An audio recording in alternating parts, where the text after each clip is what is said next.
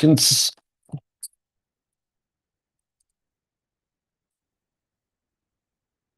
And it's been 9 years at the bullet.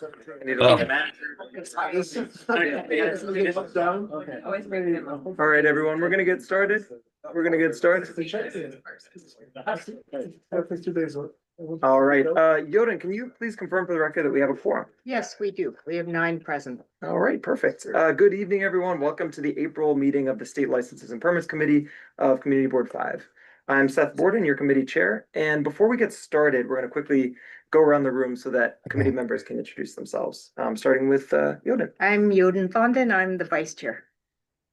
I am Milan Mijatovic. I'm a member of the committee and also secretary of CB. Gene Bernstein, I'm a member of the board. Smrila Vingia, member of the committee and second vice chair of the community board. Gail Kelly, member of the committee. Todd Shapiro, member of the committee. Kevin Thompson, member of the committee. Andrea Eng, also a member. All right. We have 4 items on our agenda for tonight. The first is new business. Second will be a new application for a liquor license for Bernie and Herbs. Third is expanded outdoor alcohol service within prescribed limits for the World Cup. This was originally going to be the host act, but we do have a change to that item, which we'll discuss. And then number 4 is a method of operation change application for Out of Ordinary, which is formerly Taj. So before we get to the main agenda items, we will have new business. Is there anyone attending, including members of the public, that has any business for the committee other than the items on the agenda? All right, seeing none, we'll move on to our main items. So for those who are not familiar, our process for each item is as follows. First, we'll have applicants and sponsors of each item provide a quick overview of each piece, and then we will have lead committee members give an overview of their findings to focus our discussion. Afterwards, we'll have a Q&A session for members. Then I'll open the floor to public for comments. And then after that, I'll put the committee into business session, during which committee members will discuss the topic, make a motion, and vote.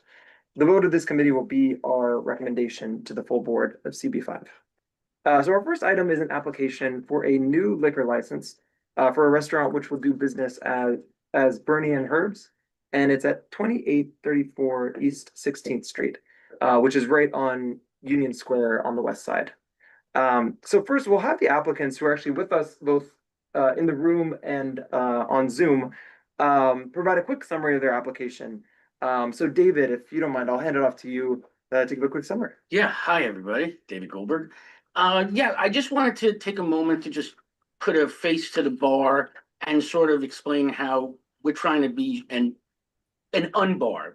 I mean, it's kind of hard words to describe what it is, but we've been using the term salon because we're just really into art. Dakota is a published poet. I used to be involved in film. Jose is a painter. And we have a lot of friends who are artists, and we kind of want to have a spot for them. Also, Union Square is getting expensive, and we've made a decision that even though rent's rent, we're not going to be an expensive place. We're going to be affordable. We think it's important to the neighborhood to be affordable. I went to NYU. My dad had an office on 12th and University Place. I've grown up around this neighborhood. I love it. And I want to be a part of the community, which is why I thought it was very important for me to personally be here. Seth and David, do you mind if I just give a brief overview of the application, and then David can just explain his concept? Is that okay? Yeah. Thank you, guys. So, hi. Good evening, Manhattan Community Board 5, Ben Savitsky of Bernstein, Rado, and Savitsky here on behalf of 37th Street Partners Cafe LLC. As David was explaining, this is an application for a full on-premises liquor license to be used as a bar at 28-34 East 16th Street. That is on 16th Street between Union Square West and 5th Avenue. As Seth mentioned, the bar is going to be called Bernie and Herbs. It is taking the place of the old Flats Fix Tequila bar. Sorry, I can't say that very quickly, but if you know that space, that's where it is. David's on the call, Dakota's on the call, Jose is on the call. These are all principals. These are all people who have been in the hospitality industry for a while. And as David already started to explain his background, I'm sure everybody will explain their background and explain why they're doing this. As David said, it's a bar. It's a place where they're hoping is going to foster a sense of community These guys feel like, there's not enough neighborhood bars left. Everything is either kind of a hotel bar or a chain bar or something like that. And they like to bring back a sense of community, that sense of community that David was just talking about. The applicant space is a single floor. It's pretty small. It's about 1,000 square feet. It's going to have 13 tables with 26 chairs. There's only one stand-up bar, which pretty much runs the length of the room, and it has 15 bar stools. I think the total occupancy is somewhere around 55. So it is a small space. And if you ever went to that other Flats Fix tequila bar, you kind of know that it is. They're going to be having finger foods, oysters, dumplings, and then they said, whatever's at the Union Square Market that week, they're going to pick up and they're going to try to make something out of it. They're going to be really only having recorded background music only, although they are employing the use of a jukebox, which they hope they're going to stock with local artists to kind of, again, foster that sense of community. The hours of operation that we're proposing are 2 a.m. daily. That's really it. I'm sure David and Dakota and Jose can tell you a little bit more about themselves, but that's it. It's a pretty straightforward place, a small place, and these guys know what they want to do with it, and I think they're going to execute it well.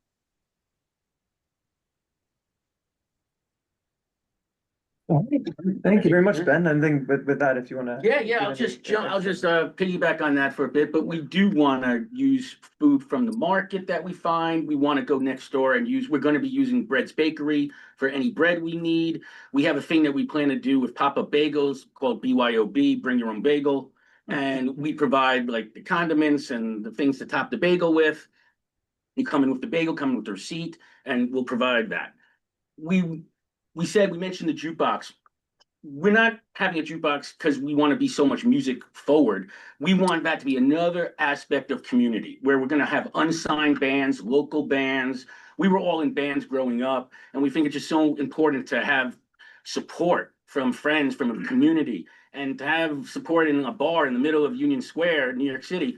I think that's a pretty big thing. So we'd like to also just make every aspect that we think of for this bar as how does it help the community? Because we've made the decision already. All right, we're not going to make as much money because it's not a big spot anyway. So let's just do something that we're proud of. And we've all had a long history in hospitality. I graduated cooking school in 2008. I was a sous chef for Tom Colicchio at Kraft. I worked as a sous chef for Danny Meyer at Blue Smoke. And I was the general manager of 169 Bar down on the Lower East Side. So we know this industry. We know how to work with people, and that's why we're here. We want to work with you, and we're hoping that you guys see our way with the hours of operation. Thank you. Thank you so much, David. And Dakota, I'll give it over to you to give a quick introduction as well. Oh, hi everyone. I'm Dakota. Andrea, it's finally nice to meet you. I know we've been emailing since January, so I want to just express my gratitude for the back and forth. I know it can be a little difficult, but a distinction I really want to make about our bar is that the name Bernie and Herb's is mine and David's dad's names. My dad was Herb. He was a Vietnam vet. David's dad was Bernie. I think it just adds a great history to it. It adds to the community. And, the mention of communities thrown around, I grew up on listening to the Max's Kansas City bands that was right across the park. That really shaped and developed me. And recently I was driving by and thinking, oh my God, I'm going to be sharing a similar neighborhood as the bands that not just shaped me, shaped New York culture, shaped so many people and did such cool things. And to be a part of that is really special. As you all know, being at Union Square, it's an incredible neighborhood that was filled with so many rich history, colorful history from poets, musicians, writers. You had Andy Warhol's factory, and we get to be a part of that. And we want to be able, as David expressed, to have an affordable bar for people to really realize that. Again, we want tourists to come in and be like, wow, I didn't get ripped off. I feel good about this place. It's unfortunate because New York is transitioning from like what used to be working class and neighborhoods to kind of unobtainable rents and a lot of separation. People don't even know their neighbors' names anymore. So that's why we wanted to come, because we wanted to introduce ourselves to show you know who we are. Perfect. Thank you both so much. So now I'll hand it over to Andrea, who's taken the lead on this item to summarize her findings and focus our discussion here. So they pretty much summarized a lot of things I was going to say, but one thing that I do want to flag it to everyone, I focus more on the hours. With the daily from 12 p.m. to 2 a.m. I did talk to Dakota if the need for opening up until 2 a.m. every day. And from our discussion, I know that the bar is targeting also a service worker. That is, they need a place to also go after hours. And dear George, correct me if I'm wrong, we haven't received any concerns from the neighborhood yet. I don't think so. I don't think so. Okay, cool. And if I may add, we did leave a petition in several buildings, including 31 on the park, the doorman building on the park, 31 Union Square West. And I went back to get it. There were no signatures signed, but when I spoke to the doorman, he said there was no one who was into it and there was no one who was against it. So I don't know what that means, but Yeah. he did try to reach out. Okay, thank you. And the reason why I was also a little bit more focused on the 2 a.m. closing is because of the last application we had with Missions of Vice. A lot of neighbors came out and talked about how the transition of the area become it kind of brought a lot of nightlife into the area, and they do have concerns over like the nightlife crowd and people being loud and drunk in the area. So that's why this is something that I feel like we should talk about and hear what y'all think. Perfect. But that's pretty much my concern. But if I miss anything, if you feel like there's anything else to add, we happy to discuss. Yeah, can I add to that? Just, the very quickly, please, Dakota. That'd be That's great. Yeah. Oh, Oh, so no, I you go ahead, but yeah. I have the floor. Okay, great. Yeah. No, I just want to add that I've worked at music venues for many years since I was a teenager, so I understand how to soundproof. I played in bands and nationally touring, internationally touring bands, so I understand that. I've also worked in fashion and film, and part of my job is crowd control. It is standing on public streets where we have licensing and permits and crowd control. So I'm familiar with that. And I know how important it is to a residential neighborhood. So that would be a priority of ours, because yeah, it is annoying when bars aren't taking the residents seriously and you have to wake up in the morning, but you're hearing music. I just want to mention two things. One, we did include in our application that we would have the availability of security. That's not to make it seem like this is going to be a rowdy place, but it is to have somebody outside to make sure that when people are exiting, that they're doing so in a respectful manner to their neighbors, directing people to the nearest subway, going into Union Square so that they could take the 405 or out to Fifth Avenue to catch a cab or something like that, and they're not making noise for any of the neighbors. Additionally, only managers of the premises are going to have access to the sound system, which will be kept at a recorded background level. It's not going to be a place where you can go up to the bartender and you could ask them to make the music louder. Their building is a commercial building. It's purely commercial, so they have no residents on top of them. And as Dakota mentioned, they did try to go out. Oh, I'm sorry. As David mentioned, they did go across the street to the residential building and did give them notice of what was coming here, and they did not hear anything in return. Thank you very much. Okay, with that, I'm going to open it up to questions from the committee. Any questions? Yeah, go ahead. I have one. You had a real focus on affordability, which I think is great. I just was curious, do you know the pricing? What are you thinking so far? We would like our cocktails to be around the $12 range. Okay. And beer and a shot, $8. Regular beers, $5, $7, $8. Awesome. Thank you. And then Catherine, I think you have. Thank you. So my question is related to the sound and noise. So the building is commercial, but the building behind you, are there residential buildings in the back? And what we think about when we think about sound is the later the evening gets, the quieter the neighborhood gets, and the louder even modest sound will sound. And so that's why in close proximity, we want to take a careful look at how sound is playing out. So that's why I'm asking. Yeah, the building that they're in is the corner building between 15th and 16th Street on Union Square West. It is a purely commercial building. If you go further towards the east on 16th Street, it is NYU dorms, but that's not. I mean, that's kind of transient. As far as the music goes, these guys have thought about a few things here. They are willing to give out their phone number to anybody who would want it in the neighborhood, or a manager's phone number. In case music gets too loud, they can give them a call and they can make sure that it's turned down immediately. And to that point, it's not that somebody's turning up the volume, But as the ambient noise outside gets a little bit lower, sometimes the noises from inside seem a little bit louder. Additionally, you'll notice with this application, there is no outdoor space that we've applied for. So you're not going to have the concern of people who are sitting outside at late hours and drinking and eating and making noise, which I think is a benefit. Thank you. Nice. Any other questions? Yeah. How many nights a week will there be live bands? Never. There are no live, Never. sorry, that was confusing. There are no live bands. What he was saying was the jukebox is going to have local bands that are on there, but there's no live music associated with this place. Oh, right, I'm sorry if there was any. Thank you. No, there's no DJ ever, and there's never gonna be live music. Yeah, There's no- absolutely not. Doesn't seem like there's. I mean, I guess if you really wanted to, you could do something in the front part, but we're not interested in, we just want people to have seats and sit and hang out. Got it. Okay, thank you. Do we know what, yeah. sorry, do we know what the, what are the hours going to be for the new place on the corner across the street? Flight The Club? Flights place? Yeah, do we know what the approved hours were for Flight Club? Because we did that a few months ago, right? I live across the street on Fifth Avenue. I welcome you guys to the community. We need more bars like this. Oh, great. We need more stuff. Thank you. I just want to make sure that we're sort of in the same ballpark as Flight Club when it comes to hours. I can check the affidavit. That's all I'm really concerned about. I just want to make sure that we're being consistent with our hours with Flight Club because he's similar bar, Yeah. entertainment vibe. I can check on that now. Perfect. Thanks, Josh. Okay, so any other questions while we wait for an answer on that? Doesn't seem like it. Nobody online? Nope. All right, so with that, is there anyone from the public who wishes to ask a question or make a comment?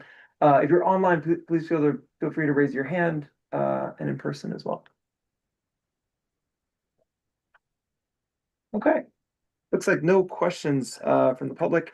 So I'll now put the committee into business session. During business session, no additional comment from the applicant or the public is appropriate unless we request it. And so I'll kick it off with any comments from the committee.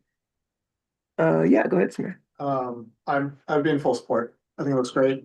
I used to live in Union Square, great mixed use neighborhood, and part of that is having, as the city likes to talk about a lot, like a 24-hour mixed use neighborhood. So I think this can be a great contributor to that. Gotcha. Yeah, Gail. Agreed. I know we're waiting on the Flight Club, but there are other bars in the area that are open till 4, so this doesn't seem really out of the realm of what we're seeing. Flight Club is midnight during Monday through Wednesday and 2 a.m. Thursday through Sunday. Gotcha. Why would you compare the two? I'm just curious. They're on the same block. We just approved them. Okay. Like, so I guess, Yeah. I would like to see it open till 2 o'clock every night. I'm not against that. I would tell Flight Club they should be able to be open till 2 o'clock in the night, every night as well. They asked. And I don't remember. Todd, I think you had a comment. Yeah. Yes, so I'm happy to see. I thought I just heard 12 midnight. What was that, Sunday through Wednesday, Yeah. right? And Very was nearby. it 2 a.m.? Yeah. Right, so that is well in line with what we're pushing for all of these newer applications. And- So in the absence of any opposition from the public, Union Square neighborhood can certainly absorb this. And I don't think I heard anything that was dissuade me. They're not able candidates. To clarify too, the 12 a.m. and during the week and 2 a.m. on the weekend is a nearby application. Which we. What are we these handle. guys going? So this is 2 a.m. each night. Well, I That's a point we can take discuss. part of it back. At least it's not 4 a.m., which we're trying to get away from. I would comment that there are residential people there. And maybe there's something to be said about Sunday through Wednesday being a little earlier. I don't know how the rest of the committee feels about that, but if anybody moving into that area, I would guess would expect, this kind of activity. Thank you. Any comments on that? I'm curious to see how others feel who haven't spoken on it yet. Yeah, Melissa. I think given that they gave notice to the residential building and we haven't heard any comment either from them or from any other member of the public. I'm also supportive of 2 AM every night. Gotcha. Okay. Any others? Yeah, again. I also just think the emphasis on being a place where service workers from the area can go makes a lot more sense for it to be open till 2, especially since these prices sound vastly more affordable than anything else in the area. Thank you. I also don't think So, yeah. Sunday's gonna really make a big difference if it's still 2 AM. Who's going out at 2 AM to minus something? Even though they can operate. Yeah. Be surprised. Yeah. Well, any others who have not spoken, who have not spoken yet? Yeah, right? look, Oh, I'm supportive. I think that the city has gotten too early. I'm supportive of the hours. I guess I just want to caution you guys by saying like, I don't think we want 169 bar kind of loudness outside. We don't either. Yeah. Yeah, we. Oh, guys, Yeah. oh, sorry. Oh, sorry. No, Excuse me. No worries, I know. But I would be almost trying to pitch you guys and saying, stay open till 4 on Friday and Saturday night, right? Because I think we just need more of that in the city. I think. What? This Dave speaking? No, are you? No, but I think that I think you got Park Bar, which is on 15th Street, which is open till 4 o'clock Thursday through Saturday. And then, I'm surprised Flight Club is as early as it is, to be honest, but like, I hate the fact that you walk around New York City now and 10 o'clock, it's dead outside. I think the city's a safer, more robust, more interesting place when there's people around and active, as long as they're abiding by the rules and making sure that the noise is not aggressive. So I'm supportive of this application. Gotcha. Okay, it sounds like we're broadly supportive. Is there anybody who would not vote for it if they had the 2 AM hours? I guess that's the main question. All right. Is somebody ready to make a motion? It sounds like we're ready. Yeah. Make a motion to approve till 2 AM, 7 days a week. Yeah, so basically as is, and I think the only thing to add there is that would you be able to add basically what was mentioned today? So it seems like they'll give a phone number to local residents. If it gets too loud, they'll do security for crowd control. Only managers have sound control. And no outdoor space. Those are basically Correct. And we will have security outside 7 days a week. nice. And so add that to I the. learned a few things in 169. All right, so do we have a second? Second. Second from Andrea. Nice. All right, we'll take that to a vote. Okay, Seth, Yes. Jean, Yes. Catherine, Yes. Gail, Yes. Lev. Yeah.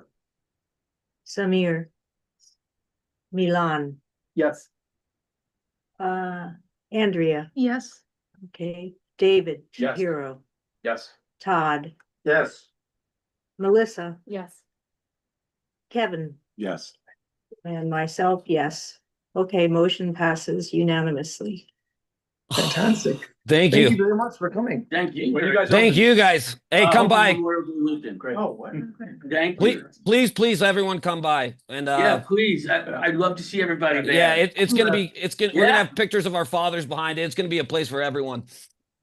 Thank you Seth, so are you gonna be much. sending us an affidavit to sign? We will then. Yep. Thank you. Great. Thank you. Aaron. We'll look forward. All right. Thank you. Perfect. Thanks all. Thank you so much, everyone. Thank you. Thank you. Wow. Good luck. Good luck with it. Thank you. I'm Thank you very much. Thank you very much, everyone. Have a great day, All everyone. right. Take care. Bye. Thank you, everybody. Perfect. Yeah. All right. So thank you, everyone. Our next item that we're going to comment on is, this is sort of tricky. This is like evolving live somewhat. We were originally going to comment on the Host Act, as I mentioned, which is what Assemblymember Simone covered in the public meeting. But Governor Hochul has since come out with a press statement that we've printed out, which essentially means that Assemblymember Simone will be retracting, is my understanding, the proposed legislation. And sort of there will be some changes essentially, but I think it's still worth our time to consider efforts to change the law to allow drinking outside during the World Cup. And I think we can make a general comment on it so that no matter how this evolves, we can have our statement out there, so that people sort of know how the community board feels. So I don't think, Josh, we don't have anybody online to discuss it from the Assembly member, right? Okay. Okay, so with that, David, I know this is very different than what you originally expected. to Yeah, talk I to, didn't, I wasn't. But I just wanted to, Really, yeah, I mean, I asked, I guess a month ago or so that we could sort of bring a resolution here to support this. And I think that this is kind of a New York City, like this would kind of makes the city special, is to have things like this where folks can get together and have a community focused experience. I think that a resolution would be great to support this availability. And then also, just make sure that we're hitting the points where, folks are taking consideration. There's gonna probably be more intoxication, so there's police security and barriers, and that all that stuff is accounted for. And so I think I would be very supportive of a resolution saying that we would like to see this happen and that we want coordination with the public safety officials to make sure that the event runs smoothly and that there is no issues. And that's really it, I think. gotcha. But essentially, it's, Tony proposed, my understanding is, the availability to have outdoor drinking in sort of special World Cup viewing areas, which is legislation that's gone sort of across the country. And I don't see how this is too controversial. So that's my spiel. Thank you. And I'll just give a quick few extra items. This is, as I said, in flux and as David sort of presented, but some of the stipulations that were in the law originally were that it only changes the law between June 1st and July 31st of this year. So it's a temporary change. That's something to, keep in mind as we discuss this. It's not a permanent change to the liquor law. And then as originally written, and this will change maybe, but it basically allows either whole cities or specific areas within a city to allow outdoor liquor service. And it sets up requirements for enclosures, sharing of spaces, safety, sanitation, and worker operations. So those are some of the stipulations of the legislation as it was written.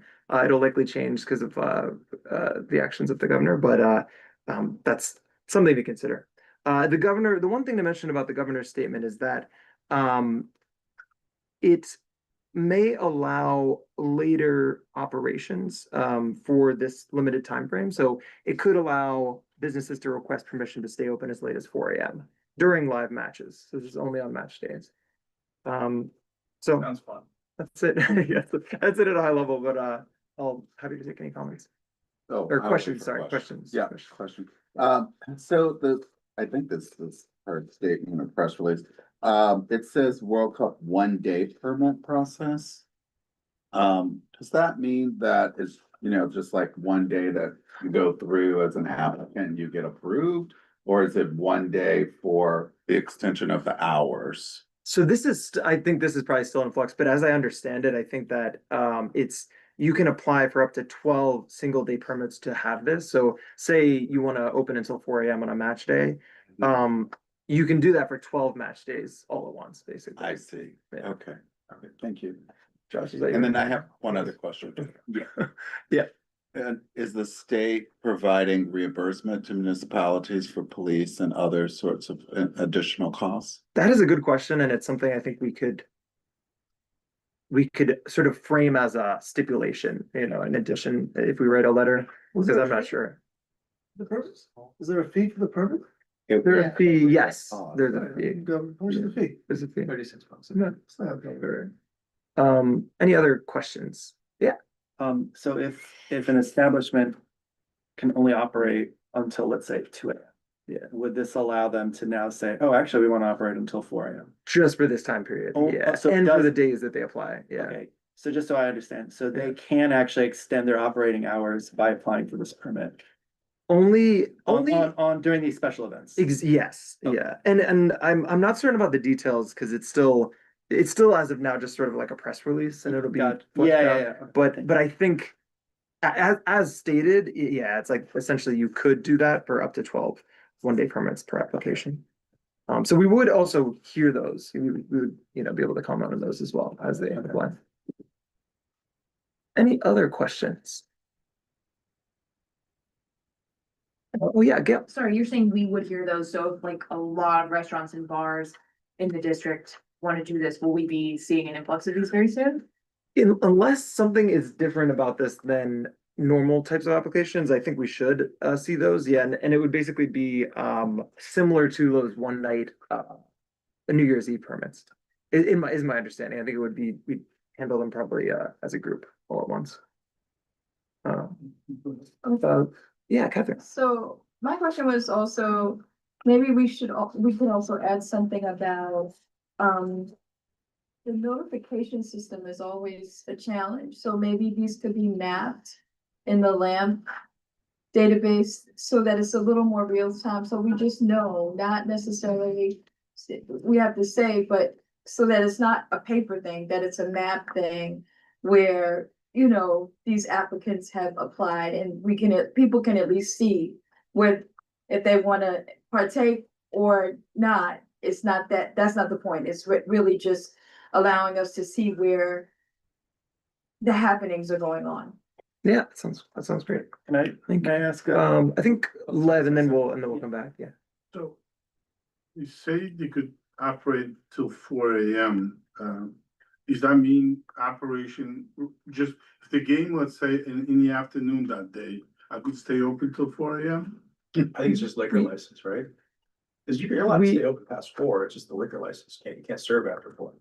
I am not Well, I'm not certain Gathering about. outside at 2 o'clock in the morning, the game. Yeah, my is over by 11. My understanding is that the only thing this allows for is an extension of the hours to 4 AM.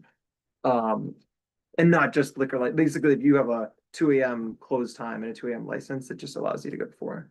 But And not regardless of the game status, let's say. I game believe so. finished, so it's just like for the day. It's gonna be a fun. Yeah. The game is a day. But this could be something that's like, you know, in the coming weeks and months as this actually gets fleshed out, it could change, but we should probably assume that it would be There's a lot that. of people coming to the city, there's more people Yeah. here, we need to do With their something. $120. Guys, raise your hand, please. Raise your hand if you're. So I think $36 is a little low. Guys, please no crosstalk. We got a lot to get through. But yeah, any other questions before we go to the, I think let's go in this order, if you don't mind. Todd, yeah. When is the starting and ending period of this special license? Yeah, it's June. You're basically allowed to apply for licenses within the time frame of June 1st to July 31st. And the actual event of the soccer, it's soccer, right? Yeah. That will- I'm not very, I'm actually not very knowledgeable about like what specific dates. Does somebody know? Weeks, there's actually only I think there's only 2 or 4 matches in MetLife Stadium.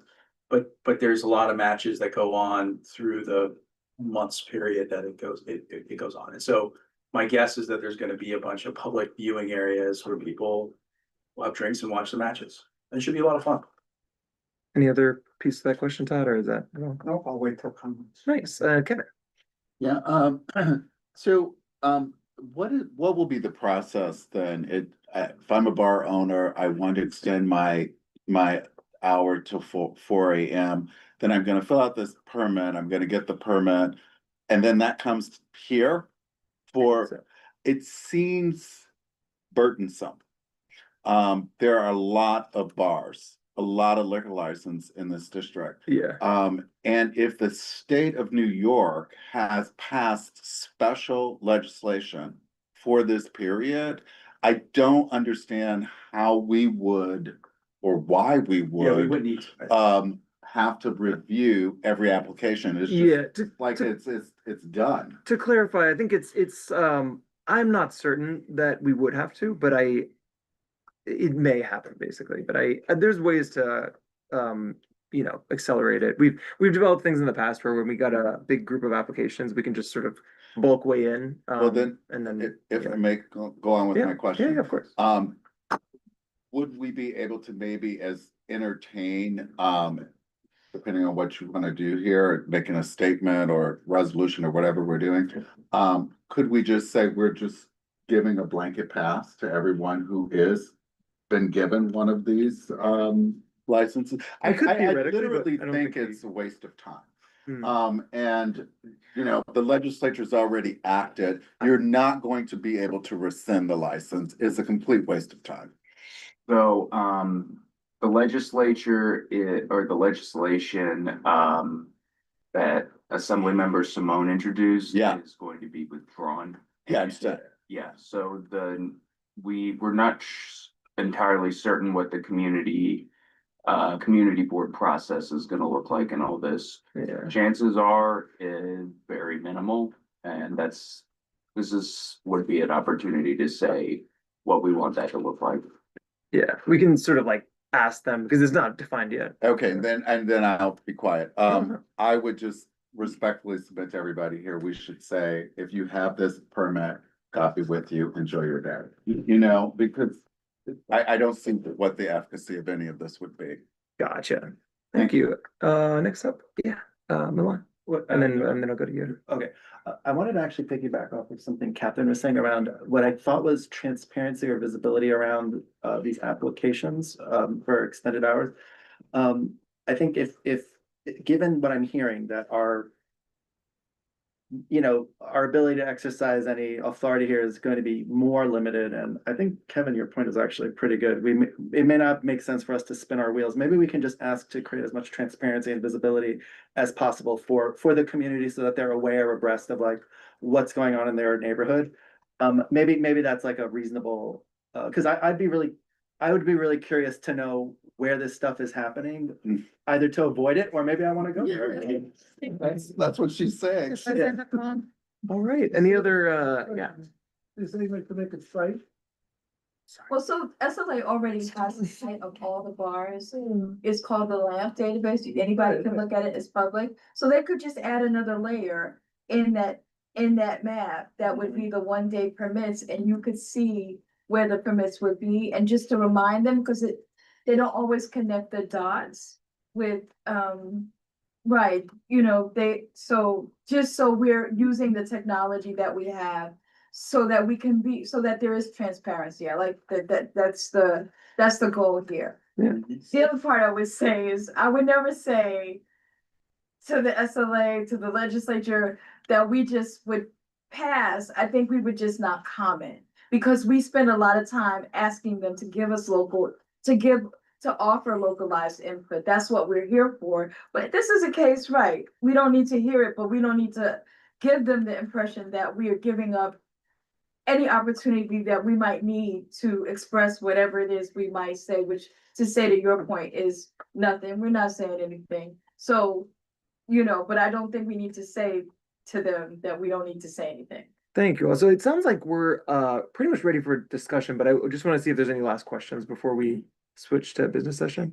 Yoden, did you have any? No, mine is really more for the discussion. Gotcha. Okay, Todd, is a question or discussion? Okay. Yeah, fair. So with that, let's really quickly go to the public session. So if there's anybody from the public who wishes to ask a question or make a comment, please click the raise hand button now or raise your hand in person. Can I just ask a quick question, just logistically? Yeah, for sure. Outdoor viewing areas, so you're gonna put your TV outside and turn up the volume and watch the game, is that the idea? That seems odd to me, but. No, I think that they're gonna do like, take over like park areas and put big Put a screens big, up. put a big movie screen up. Yeah, and for folks to get together. That's my understanding. Okay. of what that- It's hard to know because there's not a defined legislation to comment on right now, but it's probably the case that they would put outdoor TVs. So you're saying like, if a team is, the Knicks are on the road, they open up the Garden and people can watch on the big screen together, that kind of. Yeah. Okay. Yeah. So how does that really impact bars and things? Anyway, whatever. I don't want to get too pedantic here, but it seems weird that you're gonna have 1,000 viewing areas around the city. That's essentially, thank you. Yeah, thank you for your comment. I think we're okay. So any other questions from the public or comments? We'll shift the business session in a sec. Let me just see if there's any public comments. I don't think any more. Okay, so with that, I will shift us to business session. So during business session, as I said, no additional comment from the applicant or the public is appropriate unless you request it. Any comments from the committee to kick us off, Gene? It's like the operation of this stand. Yeah. With the TV. Where they get the liquor from? I am not certain how logistically it'll work out. Do you mean, where will the outdoor, I think it's associated with essentially like a nearby, establishment. Cause you have to be a licensed establishment to apply for this. So you need to have a license in place first. And through that license, you could open up multiple other locations. Not other locations, but you're able to operate outside essentially, is my understanding. One location, more than one location. I think that's a good question. I'm not certain because we don't have the text of the legislation, but I believe it would be, actually, I don't want to comment. I'm not really sure. What I'm saying is, what's to stop like Joe wakes up one day in privacy of his own home, he says, no, he says, you know, I'm gonna set up a TV over here and compete with the legitimate licensees. Because I'm gonna be across the street from a bar, I'm gonna just put up a bigger TV screen and I'll be on the street. And I'll be selling my liquor that I'm gonna get from I don't think this is just. New Jersey. No, I It think. can't, I think it has to, you have to have an that's the piece I'm, yeah, you do have to have a It's license. not like It can't getting just rid of be liquor anyone. laws. Yeah. It's piggybacking off the people. Existing people that ones. have liquor license. Exactly. How many locations can you piggyback? How many locations can you open up from one license? That I'm not sure. We should start to, basically, since we don't have this certainty, we should start to frame things as like things we would like to see. So if we would like to see it just be one, we can make that If I comment. may, usually a liquor license is given alternative to a site. Yeah. Right? So. Right. If they're going to go outside and participate in this and take advantage of the license, it'll be in front of their establishment. Yeah, and if we're not sure and if we're worried about that, we can say we prefer if it's only one near the establishment, if that sounds good. Yeah, Maybe Catherine. we should also ask for clarification on how many feet outside of the establishment this is taking place. And if this is gonna be till 4 AM, that maybe there should be some public announcement that comes so that the public understands that these places can operate till 4 AM. But, but there are gonna be, if you go to Madison Square Garden, there's a big screen outside, people are out there with the game. I would think that's my envision of some of the model, that it would be just like you would see the big screen out there and people are out there enjoying the game and whatever they're enjoying. And so, yeah, I just think that to give some description is yet to be determined, but I would want to see, are they gonna operate within a certain footage of the establishment if they're outside? I think a lot of bars are equipped with a lot of audio visual technology inside, and everybody won't apply for this. But those who want to, we don't want to stand in their way. Yeah, no, I appreciate everybody grappling with this. It's a weird item because we don't have the clarity we usually would. One sec. I want to just get some other comments. Yeah. Go ahead. Yeah, so I think in the past, I'm not suggesting we do this, but when we had the jazz festival. Yeah. We bundled all those applications together. Now, I think this is not gonna be feasible because there are just gonna be too many, but it's just something to consider. I do think that it's really important to clarify that the 4 AM extension, the way I read it, it seems like it's only for live streaming, because I do have concerns about operators taking license with that and extending hours till 4 AM when there's not a game, or maybe they're showing a replay. And I do think it's important to track the location, because I can see like big concentrations in certain areas, which could become really could be a problem for residents. I'm thinking of 9th Avenue, which I know tends to become that way around these events. And I know so Tony Simone, I think, actually mentioned 9th Avenue is a great, space for this to be happening. What else did I want to say? Oh, I think we should I agree, we need to clarify the geographic area in which alcohol will be consumed, what kind of containers, sanitation around that, and also these screens. Like, I have a lot of questions about that too, and the noise, the volume level. So we could try to sort of bundle all our thoughts and wishes on what we would like. Gotcha. Todd. Okay, so first of all, as a longtime soccer player myself, I coached my son's soccer. I played soccer in high school. I love soccer and think that the city has to go out of its way to encourage this sort of commerce. However, I think as a community board, we have to get back to those principles. What's notable about this is why I asked a question about the loan. This is really, yes, the special license, it's piggybacking off of the operators. One would assume that if they have a license, they have a known reputation for obeying the rules and exercising their judgment. But I do think that just referencing what Catherine said about transparency, we should push very strongly to make it clear we are reserving our right to comment. Because this, I don't say that this is unprecedented, right? We have had, you know, for the US Open, you know, the Rangers games and Mets games, you know, in Madison Square Park. Those are things that have been very successful and that we have supported.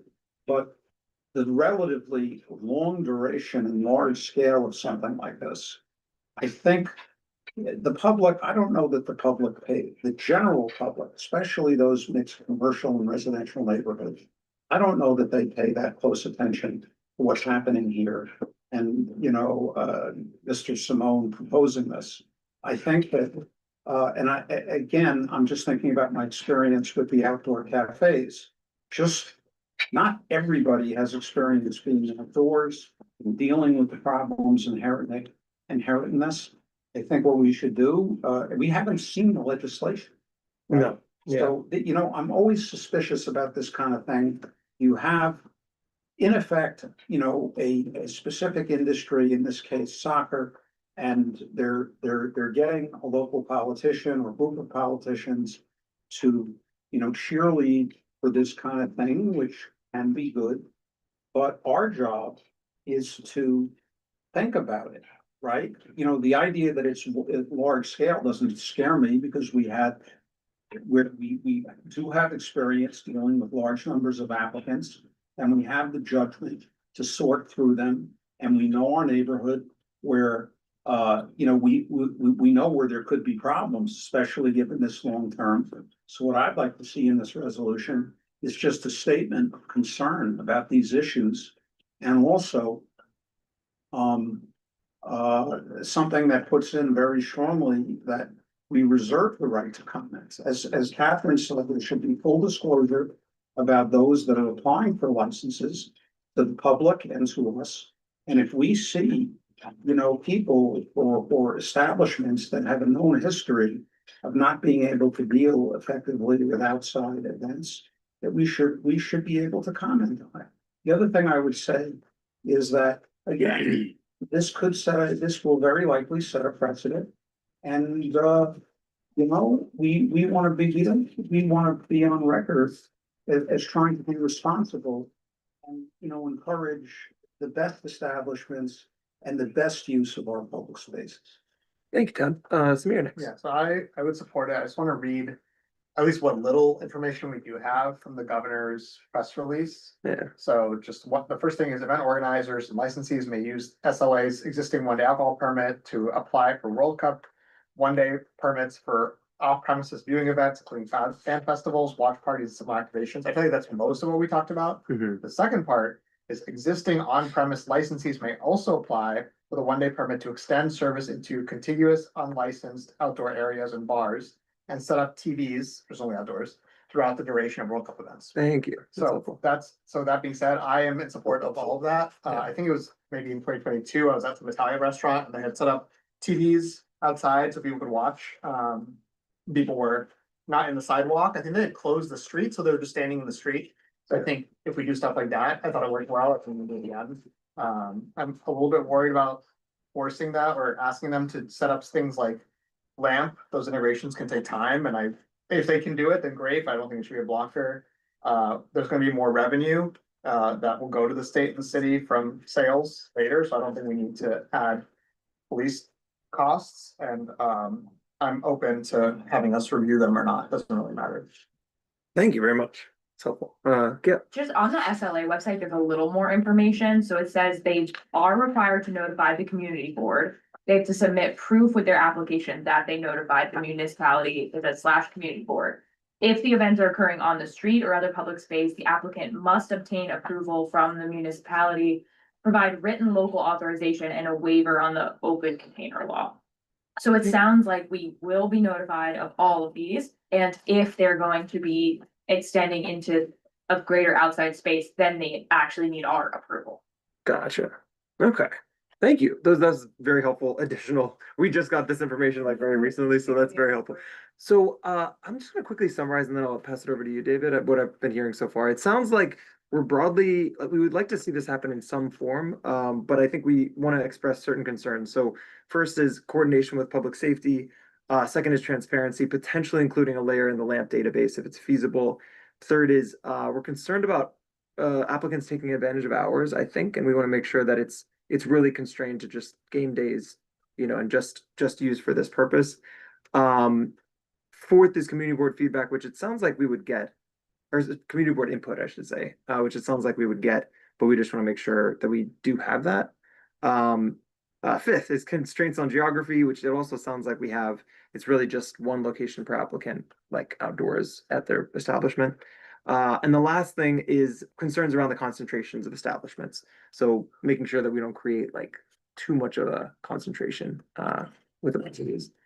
So with that, I will see, is there anything else that I missed essentially? And then yeah, David. I'm supportive of this. I think that the conversation here has maybe changed my mind on one thing, and that's the hours. Right now, I think it says it's like everything till 4 AM. I think we say like an hour after the last game. An hour after that, that's interesting. Yeah. Or like, I don't know what the timing is, but like, we don't need, like, I was looking at the schedule. Yeah. Some of the nights, there's games at midnight. So you figure a soccer match is could go to what, 2 o'clock in the morning? Yeah, later. Later? No, 45 minutes each to. Right, well, overtime, but I think that, like, not necessarily just saying 4 AM broadly, but just an hour after the game ends. The only issue that makes a lot of sense to me. The only issue I want to ask everyone about, because I'm not very familiar with this, is I guess logistically that feels like it might pose a challenge, with enforcement. I'm not really sure how these things, like how just shut them down. Yeah, I just don't know how set the matches are. I don't really know how that. I'm not a soccer. They're live streamed. I think we should tie it to the live streaming of the games each day. It's just Yeah, we could ask for it. Yeah, we could ask. I like that. Okay, no, that sounds good. Any other additions to that list? I put that on. Yeah, I again. guess my final question, are we able to do that? I mean, this seems like something the state needs to get rushed through ASAP. And like, as one community board, are we able to say, hey, we would actually prefer this, but the rest of the governor's order? Yeah. Yeah, I guess I'm just curious if that's possible, if it's. It's hard to know. Yeah. Yeah, Kevin. And Gail's point is exactly why I said what I said earlier. This is an extraordinary situation, and I could foresee hundreds of applications. Thousands. There might, or thousands.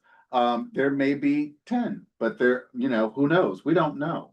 But there could potentially be very many. Yeah. And I'm just speaking for myself here, but I'm not gonna review all of them. Yeah, we're not good at it. Because it's an exercise in fertility. It's a waste of my time. Yeah. If people have to complain, here's Tony Simone's phone number. I would say I'll just Literally, that's how I feel about it. It's a great idea. I'm totally for it. I love David's suggestion of tying it to the hour after the game. Yeah. But I don't think we should get overly exercised about our role in reviewing all of this, because it's very temporary. I think that, yeah, so I hear you, and I think I can assure everyone that we're not gonna have some, it's not gonna be a huge logistical thing. We'll figure out, a way to, whatever comment we do have, it's gonna be, relatively limited role. Got $1? Yeah.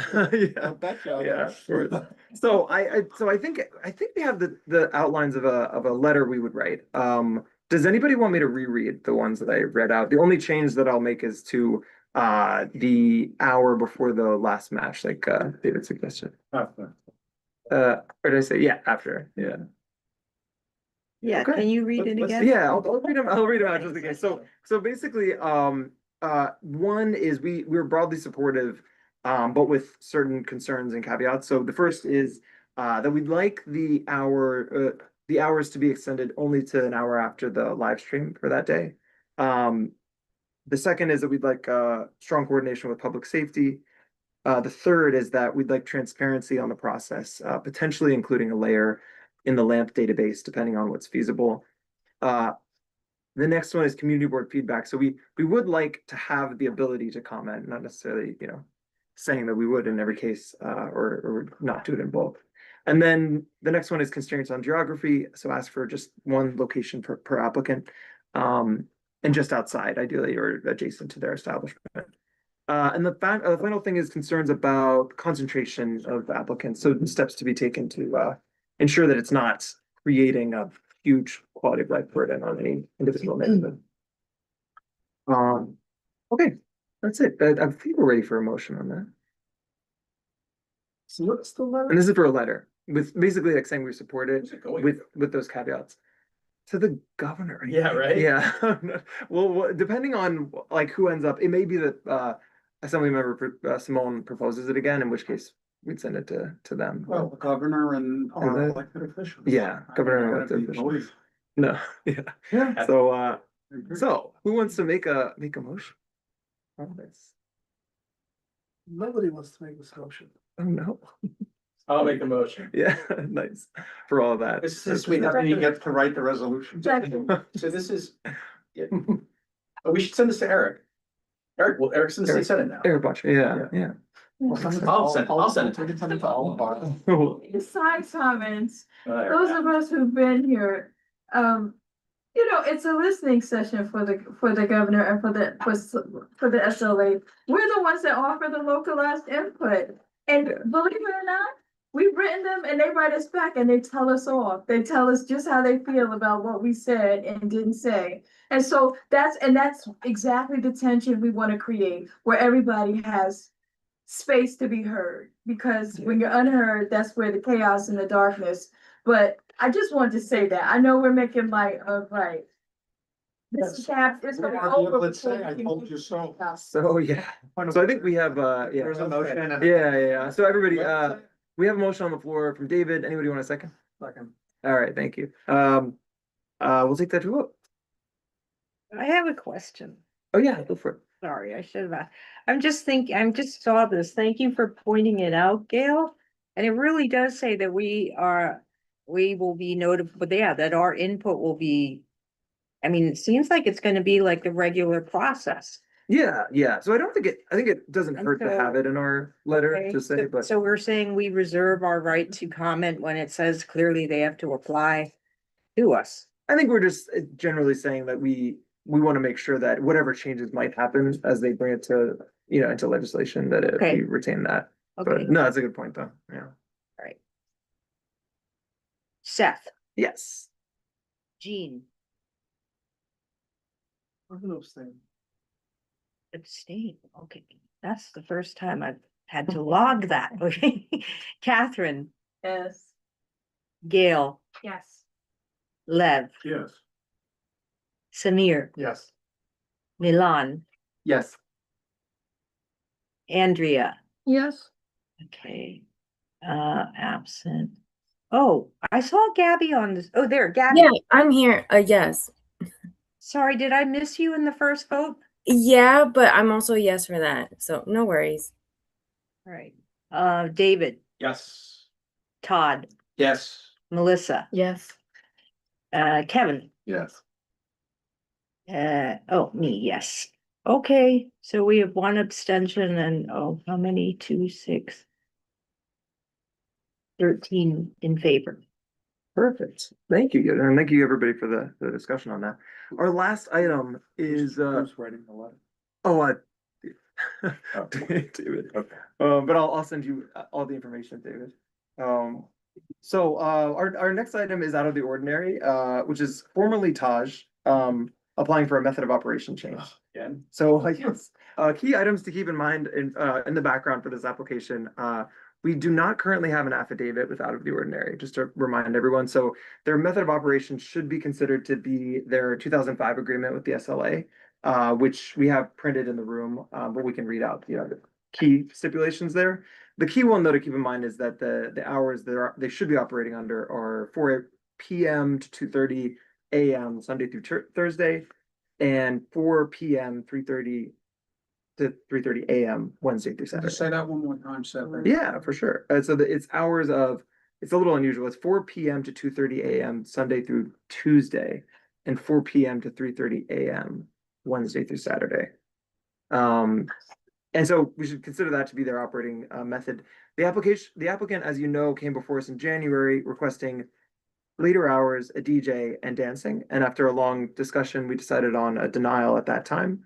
Then they withdrew their application and came back with a reduced request, this time asking only for DJ and dancing to be added to their method of operation. Not live music. And not, sorry, live music as well, but no change to their hours. So basically pulling back their request and coming back to us, with another request here. So that's all to keep in mind. Basically, Todd will give a summary, but the key question will be whether we want to reach some sort of affidavit and get an agreement, or whether, we don't. So with that, I will go to Todd, who will be leading on this item. We also have Frank on the call from the application. Okay, thank you, Seth. So those of you remember, we just did review it and gave a denial. They pulled the application. They're coming back now just for those 3 items that Seth just mentioned.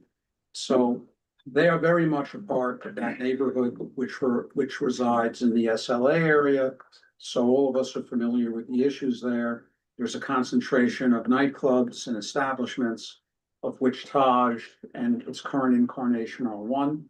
We know about the issues there. It's a mixed residential and commercial neighborhood.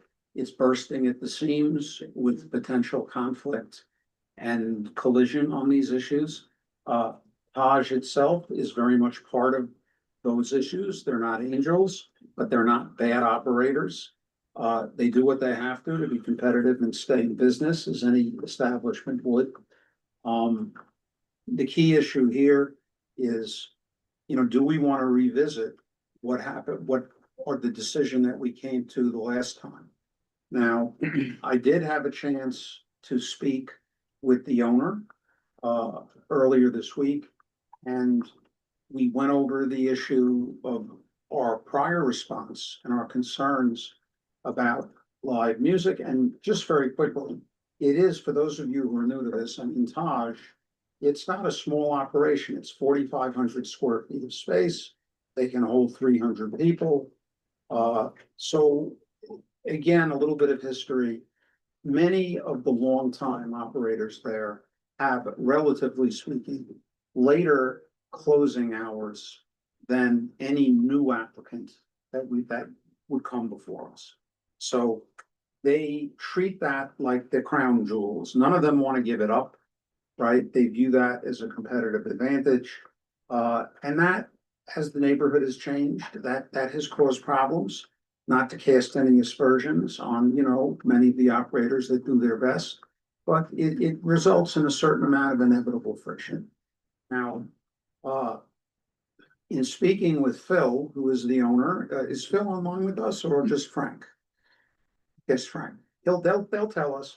In speaking with Phil, I raised all of these issues and concerns, and he indicated to me that he understood these concerns, and that he would be open to the idea of maybe cutting back on the hours, at least from Sunday to Wednesday, as part of a process, if he could get our approval into the record. And this is just me, looking at this. They don't have a stipulation, right? And they are part of that whole problematic area. So in an ideal world, we'd snap our fingers and we would try to equalize all of the establishments there so that just the people that are there the longest don't have a license to be open till 4 AM. And we're trying to do what we can within reason. So, you know, there's something to be said. I mentioned this to the committee. There's something to be said about taking this opportunity. We're gonna revisit it. If they're willing to cut back their hours, their operating hours in return for signing a stipulation with all of our standard conditions. And at least Monday through Sunday through Monday through Sunday through Wednesday, are willing to cut their hours back. And, you know, that's a step in the right direction. The other thing, just in terms of context, is one of the issues we had with them was that a lot of people felt that, well, you know, why should they be allowed, given the size of it and the concern that it would turn into a rowdy nightclub operation? They've actually been doing a lot of these things, dancing and DJs and music. You know what? So now we're going to award them when they've been out of compliance, right?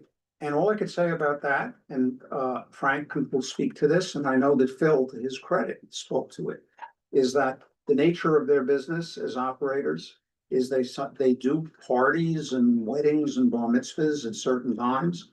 And people have to do those things within a certain amount, at certain times, and he wants to come in compliance. So we have to weigh that against the fact that he really wasn't supposed to be doing it, right? Against the idea that we could get these benefits if they would agree to earlier hours and do what we can to roll things back. You know, so that it's a more even playing field, one step at a time. With that, I would like to hear from Frank. There was a little bit of confusion. When I spoke to Phil, he seemed to, he told me at the time that he thought that the SLA had rejected his application. That turned out not to be true. So I'm sure he'll speak to that, but I'm curious to see what Frank has to say about these issues. And all of us can balance the equities and decide what we're gonna do. Thank you, Todd. With that, I will pass it over to, we should have Phil, and also his lawyer Frank on the line. Are they still there, John? Yes. Nice. So if you could unmute yourselves and feel free to provide any comments you want, and please do address Todd's question too regarding the denial from the SLA that you thought you got. The application has not been denied, it's still pending. Exactly. And if there's any other comments you'd like to make to kick off. I don't want to be argumentative. The point though is that when Taj first applied for their license, Phil, 20 some odd years ago, 20 plus years ago? 24 years ago. There was no stipulation with the community board. On top of that, the State Liquor Authority never asked if you were going to have DJs. State Liquor Authority back then asked, is it live music or recorded? We had answered recorded. Is it, have we deviated from that? No. DJs recorded music. Yes, we are having dancing. That's something that was specifically asked in the original SLA application from 25 years ago, and we answered no. So there's no doubt about that. There is a gray area with the DJs.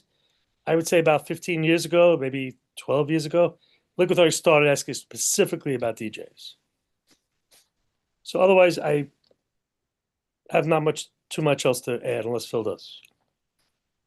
Gotcha. Thanks, Frank. Anything else to add, Phil? Otherwise, we can switch to. But just one last point too. At the last meeting, it was mentioned about the sound issues, and I didn't get a chance to state. We completely soundproofed that location. We got into a lawsuit with our neighbor of 5 years ago about sound emanating to their building, which is adjacent to us. We completely soundproofed the entire space, inside and out.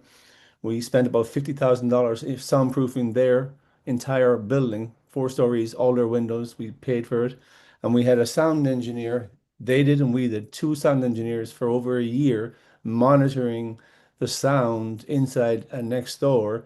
And the court of law passed the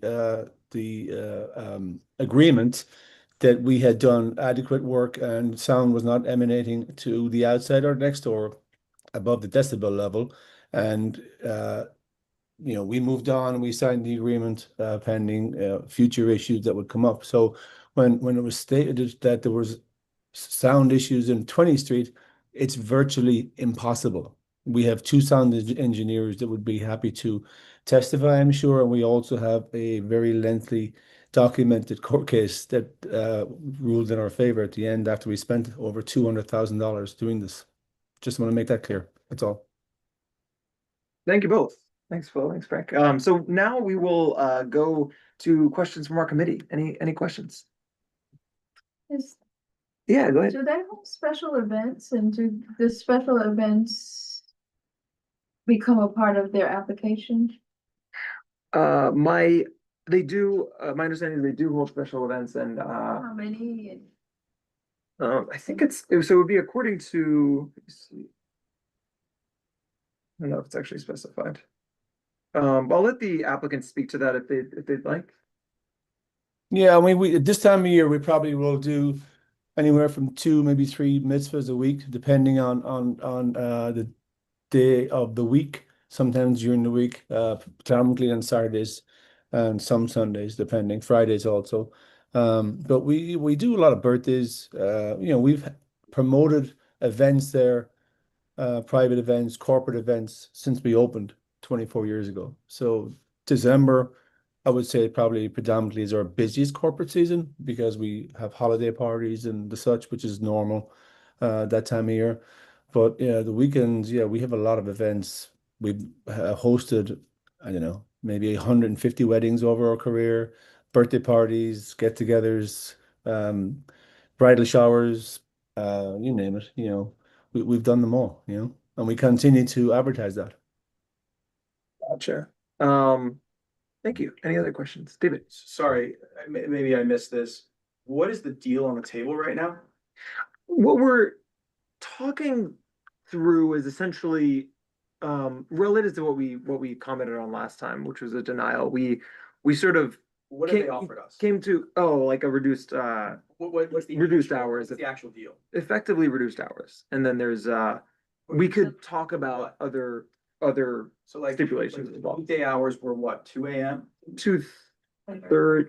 So right now they're 2:30 a.m. during the week and 3:30 a.m. So we haven't talked about a specific time, but that's something. What are they willing to offer us to, I mean, I just want to know what the deal is. Like, we can talk about this all we want.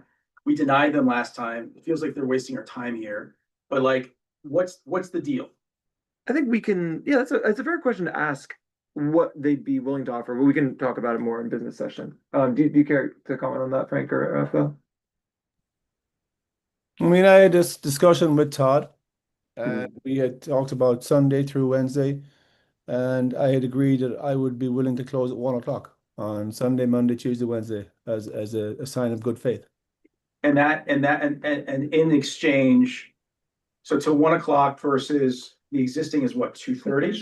2:30, exactly. And then what would be the ask from you guys is what now in exchange for that? We would like the ability to have recorded music, like Frank stated, which was our understanding when we first applied, i.e. DJs. And the hours would be what on the weekends? 3:30 closing. 3:30. And is that the existing closing time now? Yeah, it is. I can confirm that that's what we discussed. Okay, so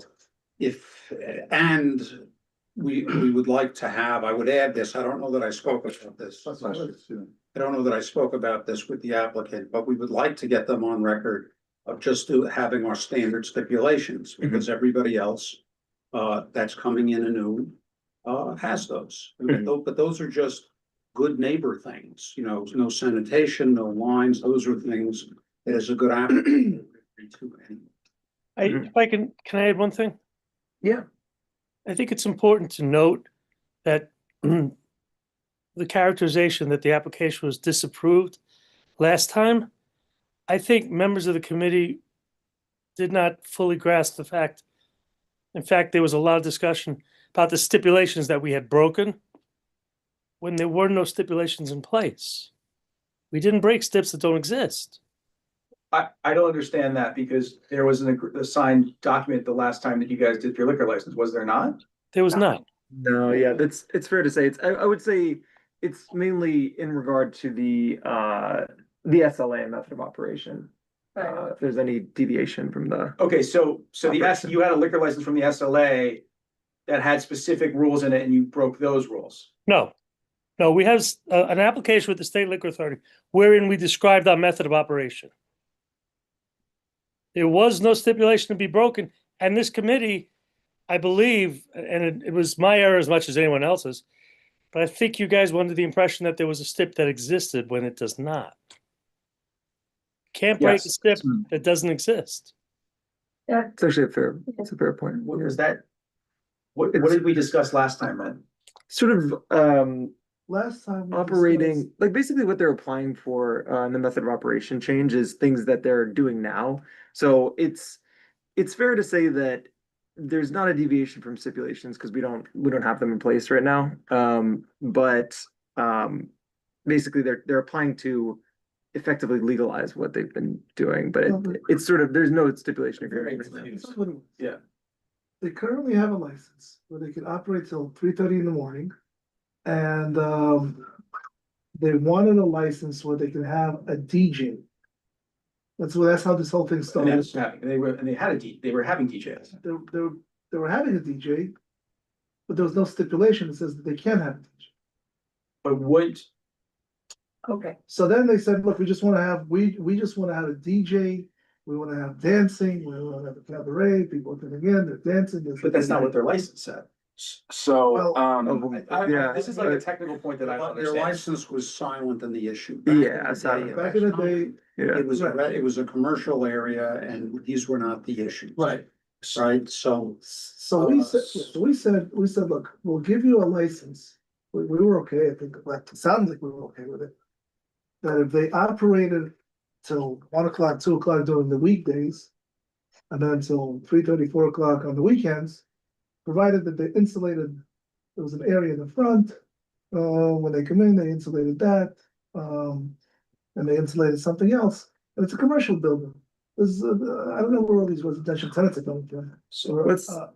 So we said, if you do that, and then you kind of came back and you said, they seem to be not operating according to the stipulation, when there was no stipulation. I was under the under the. And then you said, and then you passed the motion to send a letter to the SLA to. Let's have Josh provide additional context as well. Yeah. If you could, what we discussed. So yeah, just to weigh in on what the process looks like. The SLA's method of operation is very limited in what it covers. So our stipulation agreements is an addition to the method of operation that's agreed to with the SLA. And that's where we stipulate things like like music type, DJ, hour, to an extent, hours of operation, and various other things, red tape or red line policy, stuff like that. But we do not currently have a stipulation agreement, an affidavit with this applicant. Right, so no letter. So, thank you, Josh. So I think it sounds like we're almost ready for discussion. Any last questions? Questions only, please. But let's just do Catherine first and then I'll go. Question is, so. Did we also get here because there's a lot of neighborhood complaints? Yes. Okay, Yeah, good. so we'll hear from community members in a moment. So, okay. Yeah, that's a great question. Yeah, no, that's, Arbitrary. it's not fully, yeah, no, or definitely not. No. Any other questions? Is there a question? Before Question. because we're gonna go to business session, we can talk. Comment that, we really shouldn't have killed it last time. Should have just made a decision last time. Let's save that. We'll say that to business session. Like, based on the discussion we had last time, I'm happy with the outcome. Let's go to the community first. So, it sounds actually, any last questions from the committee before we go into the community members?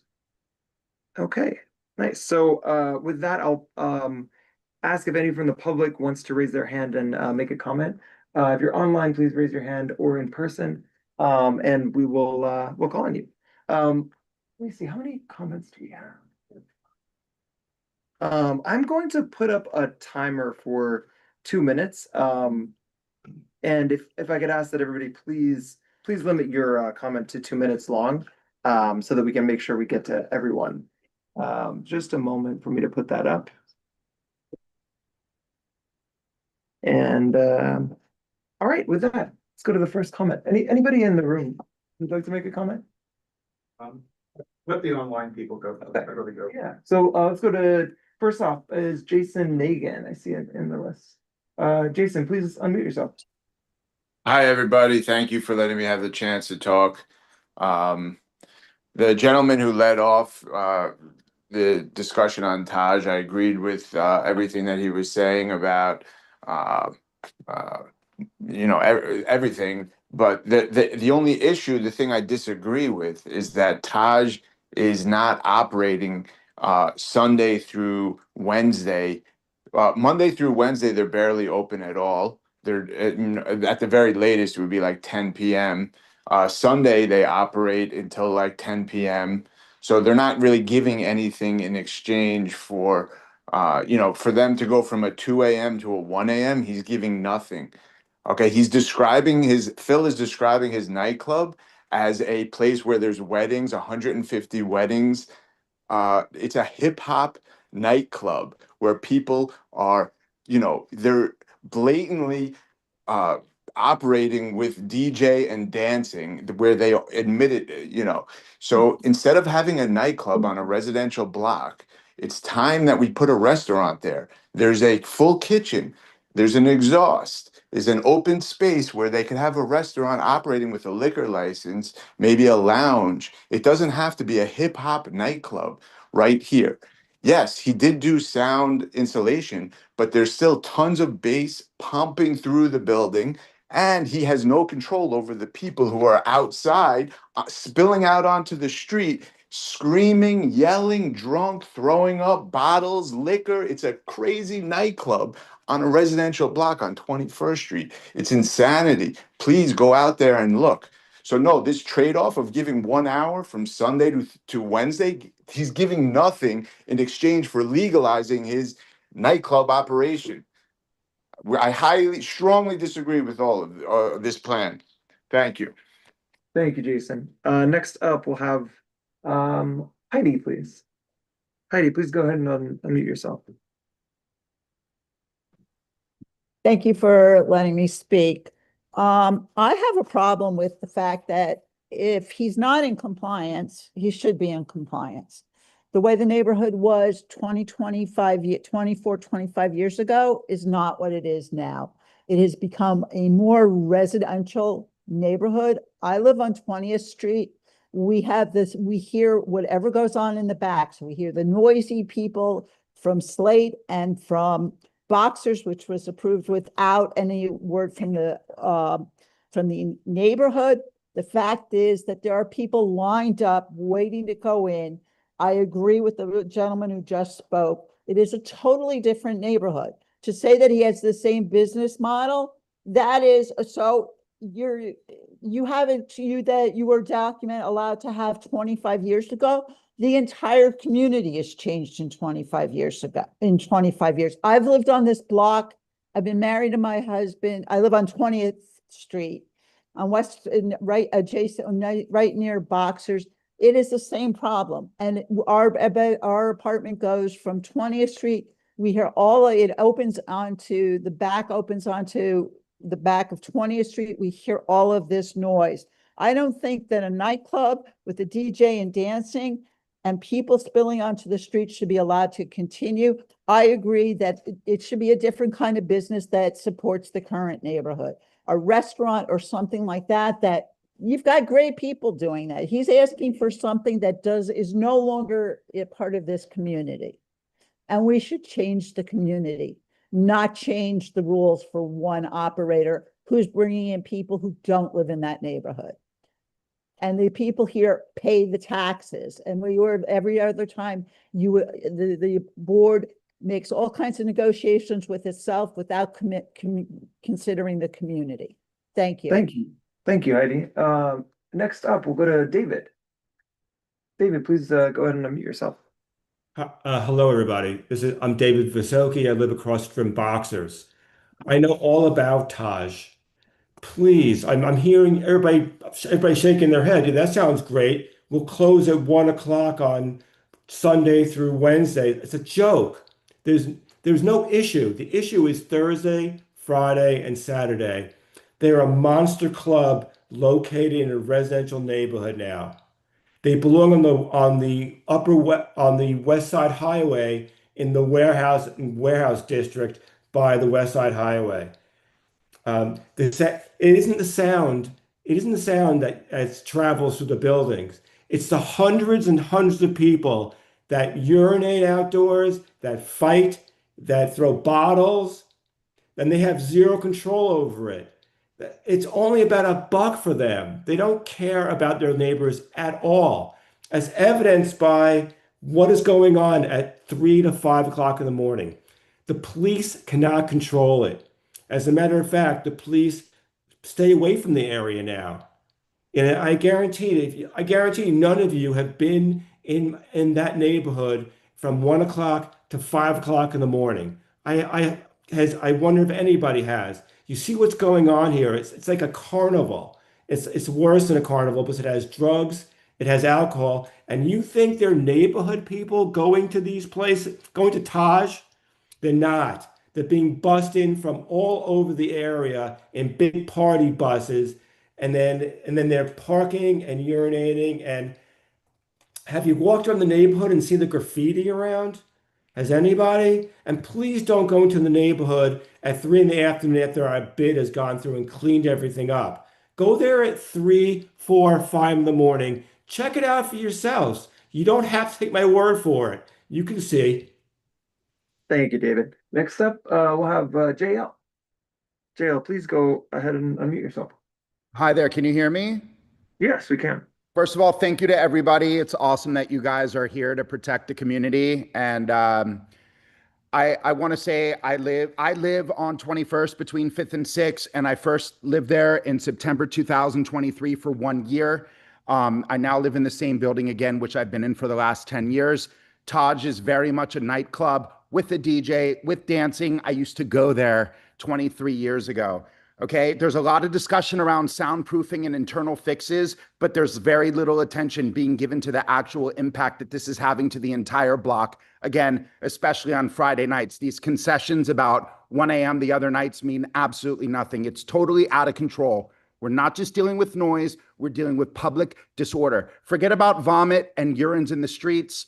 I've seen so many fights. I've seen people yelling, drunk, disorderly, police knocking over trash cans to the point where the police are supposed to patrol the block and block off the block. But now the police don't have the resources to do it. So the police sometimes block off the block, sometimes don't block off the block. So when they're not there, there's a ton of traffic. It's chaos. It's honking. It's screaming.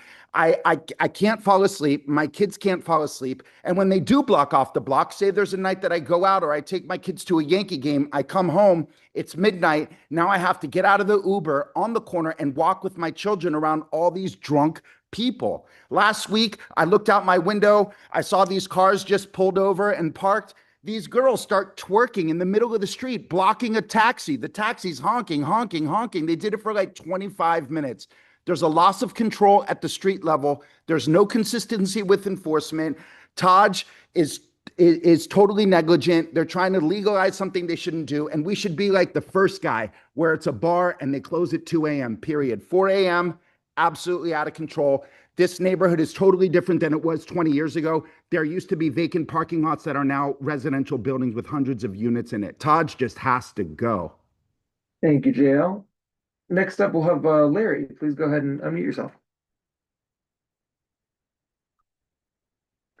Hi. Hello, and thank you for the opportunity to speak. This is Larry Aronson.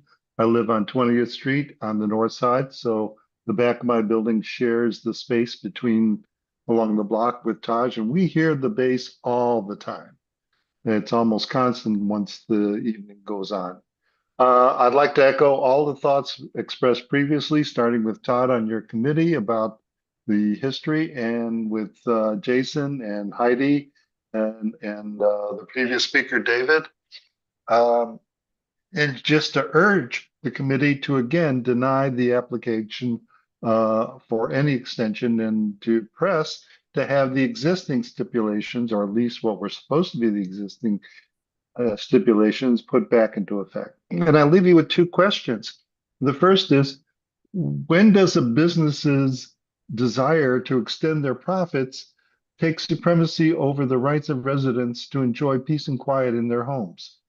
And the other question is what benefit will this change have on the community? It's not going to be any better because they're open later or can have a DJ or live music. As everybody else has said, there's too much of this, and it's time for the community to change. Thank you very much. Thank you very much, Larry. Any other members of the public, I believe? Jason's anybody in the room want to comment? I'd like to. Oh, yeah, go ahead. Hi, I'm Andy Shapiro. I live in 21st Street between 5th and 6th. I think the prior commenters have told everybody about sort of how they feel and the problems that go on the block. But I mean, to me, it's very troubling me and tough for me to believe the operators, because I'm just looking at their website. So we're doing corporate parties and weddings and mitzvahs, just right off their website. Out of the ordinary, a surreal cocktail lounge and nightclub where nightlife meets art. Out of the Ordinary is an immersive cocktail lounge and nightclub in Flatiron, Manhattan. Out of the Ordinary blends art, fantasy, and elevated hip-hop energy for New York City's most discerning nightlife crowd. That doesn't sound like an event space to me. You go further down, the website, and so when I look at their hours, they say their hours are Thursday through Sunday, 11 p.m. to 4 a.m., which I also know is untrue. I live on the block. I would say things get started there 9 o'clock, and they certainly go till 4 a.m. When they're asking for, we'd like to have live music and DJs. It looks like DJ equipment to me, doesn't it? So it sounds like the DJs are already up and running. So again, it's just behavior like this. It's just, I can't, I hear the words out of their mouth, but I can't believe anything they say. And I just think integrity means a lot. And I think there's been a lot of bad behavior. There's a lot of negative externalities that the community has had to face. And I don't think the operator should be rewarded with more goodies given their prior behavior. Yeah, and I guess I had one question for Phil. I did a little research online, and I would be interested to know who John Beeling is, who's supposedly a co-owner, Josh Angel, who's a co-owner, and Steve Martinek, who's a founding partner and creative director of Out of the Ordinary. I don't know if they're on the application. Thank you very much. So we're now going to take it to business session. So I'll now put the committee in a business session. During business session, no additional comment from the applicant or the public is appropriate unless requested by the chair. So any comments from the committee to kick us off? Yeah, Todd. Okay, so what we're seeing here, I think, is a fair reflection of the dynamic that exists in this area, right? It's more or less a recapitulation of what we saw earlier. I have a few comments from my colleagues to consider. First of all, one is of jurisdiction. Okay, so we only are considering, as a broad policy matter, we have the SLA and we do the best we can to try to put things in context and in the realities and take everything into account, right? But we're judging now only this one application. The other thing I would say is that realistically, right, hearing this, me as one person, if they want to improve the situation, they're willing to change the Sunday through Wednesday things, which is going to be part of their application. It seems to me, and I'll say this now, right? It would seem to me, given the history and the kind of complaints that have come up, that they should offer on the table earlier hours, right? And make that part of the stipulation for Thursday through Saturday, right? So that they're at least brought into line with any new applicants. And, there's always the element of realism, right? If that is made part of the stipulation, right, then unlike now where there's a gray area and they just do what they do what they can, and legally they're allowed to do that because they're a holdover, right? If they were to actually make a generous offer to cut back their hours, there would then be a legal standard in place, assuming there was proper enforcement, and that's not nothing. And I would urge both the residents and the applicant to consider that, right? Historically, our board, has made that point. If you can't, you can't get everything, but you get something. The other thing I would say is that Phil himself said to me, and this is something that I've often wondered about, the ultimate solution to this is not something that the community board can implement on its own. There have to be a change in legislation through the city or through the state to cut back the hours of operation across the board or on a neighborhood basis. But we're facing what's before us. Thank you, Todd. So I think that kicks off a good initial issue list. I think the key thing will be hours, which we'll want to discuss, and also just more generally, if we're willing to make that compromise that Todd and the applicants outlined.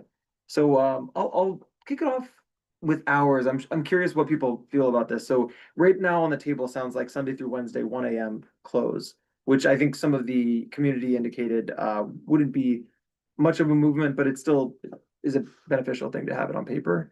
And then Thursday through Saturday could be open for discussion, but right now what's on the table is 3:30 a.m. But I'm curious, Todd, before we go on to the rest of the committee, if you had, because I heard you propose maybe earlier on that time too, would you want to change that or? Well, I would say that the starting point should be our regular SLA hours, right? So at least RLA hours for the, excuse me, RLA. yeah, no worries. The regular RLA hours. And if they really wanted to prove their goodwill, maybe even earlier, because you know what?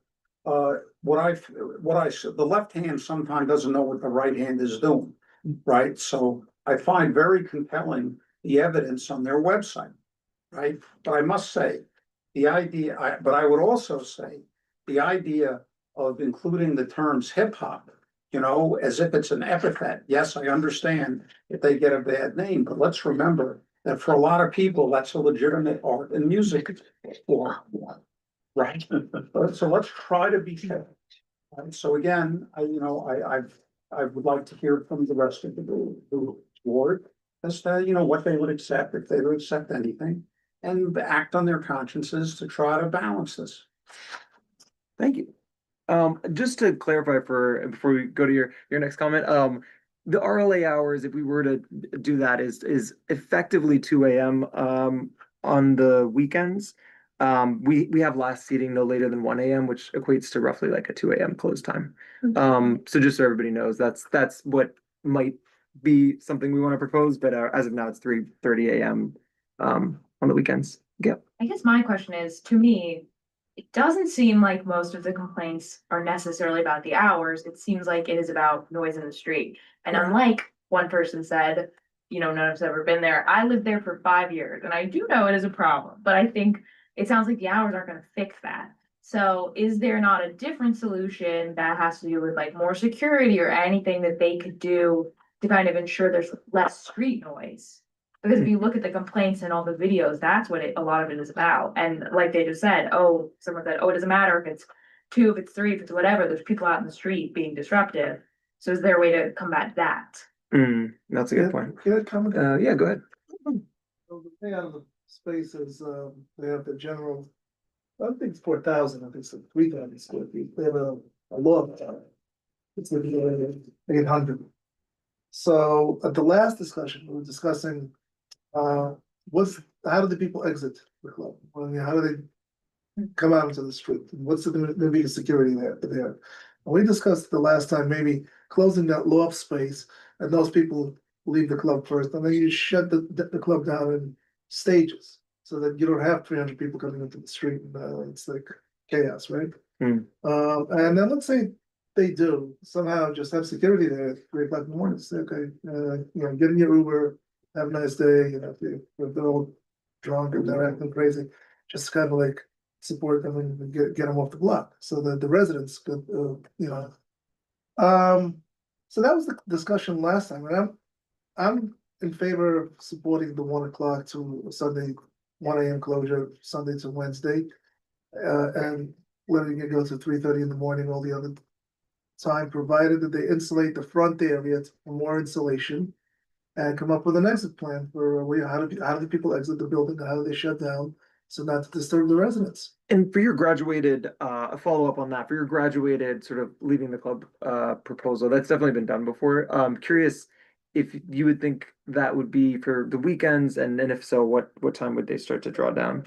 So That top area. at 2 o'clock in the morning, they start. So doing that maybe section. 2 for that top area and then 3:30 So for the then rest. let's say that 300 people in there, let's say that area holds 50, 75 people, they're out. I don't think there's gonna be 300, like another 225 people in the rest of the club, maybe 150. And those slowly start to leave. It's not like the club says, okay, they start looking cocktail hour, clicking the lights, and everybody leaves. People leave on their own, right? Yeah. Thank you. Samir. Yeah, I just want to re-up what Gail was saying. Like, one of the photos is from 3 p.m. It's like broad daylight. So Yeah. I just don't see how the hours will, I'm not opposed to it. And I'd be happy to vote for it. I just don't know if it's gonna solve the problem. Yeah, no, I definitely hear that, and I think we should focus on the crowd control after the fact, but I think hours probably play in to some extent, right? Like if you're releasing people at 3:30 all at once, it's sort of like a big, Well, thing. the photo I'm talking But about was at 3 p.m. 3 p.m. Yeah, I know. Yeah. No, that's right. David. Couple questions. Yeah. So if we were to deny this application, what is SLA gonna do? Not necessarily anything in the near term. Do you have a view? My sense of it is the SLA will probably, will take it into account. They might very well listen to us because this area has been, a hot button area for so long. But they may not, right? They may not do it. This particular establishment, I mean, to me, the way I've always analyzed these things is the bad actors. There's the one that fall in the gray area. They're not angels, but they're, they're trying to earn a buck and obey the law at some level. And then the truly bad actors, right? This is not a bad actor. We know those when we see them. So. Is that the case? Yes. No, the sort of things that we're talking about here are systemic because of the concentration of clubs in that area. I think that the best thing. I think what Todd's speaking to is that just the accessibility. So I think we've experienced, like in working with the applicants, that they've been very responsive to us. But I think you can draw your own conclusions about more broadly. But they've definitely been very responsive and sort of working with us, which is not always the case. I think I can be convinced maybe to soften this view. But this is the kind of stuff that we're here for. We're representing our community, and we have full-throated a community response that this place is not a good neighbor. And our job on this community board is to speak that voice to the elected officials. So I think by getting cued and saying, we're gonna do this at 2 o'clock and this at 3:30 strikes me as not representing what the community wants. The other perspective is trying to get just to articulate the alternative, which Todd's been doing as well. It's essentially what may happen is if we deny the SLA may even deny the method of operations application change, right? So they might not allow for the change in the method of operation, but they may then the operation may continue to operate as it has been without like a written stipulation agreement with us. So it's sort of I definitely hear you, and we've gotten negative feedback from the community for sure, but it's a complicated thing. Kevin. There are a lot of parallels here to the Boxer situation. And you know, just drawing on my experience of the community from that period, I don't doubt that there are real issues here. I totally acknowledge that. But I think the communities comes from the premise of these clubs don't belong here. That is what I keep hearing. I heard it 3 times tonight. Like they should be somewhere else. And that to me is the wrong place to begin a negotiation. These bars have been here a long time. I don't know anything about Todd, you know, like all I know is what I've got in front of me, what I'm reading. Never been in there. But I do know there are longstanding business concerns that have been in the neighborhood. Yes, as one lady said, before they were there, the neighborhood has changed, etc. But this is how you learn to be a good neighbor. It goes back to what Gail and Samir were just talking about.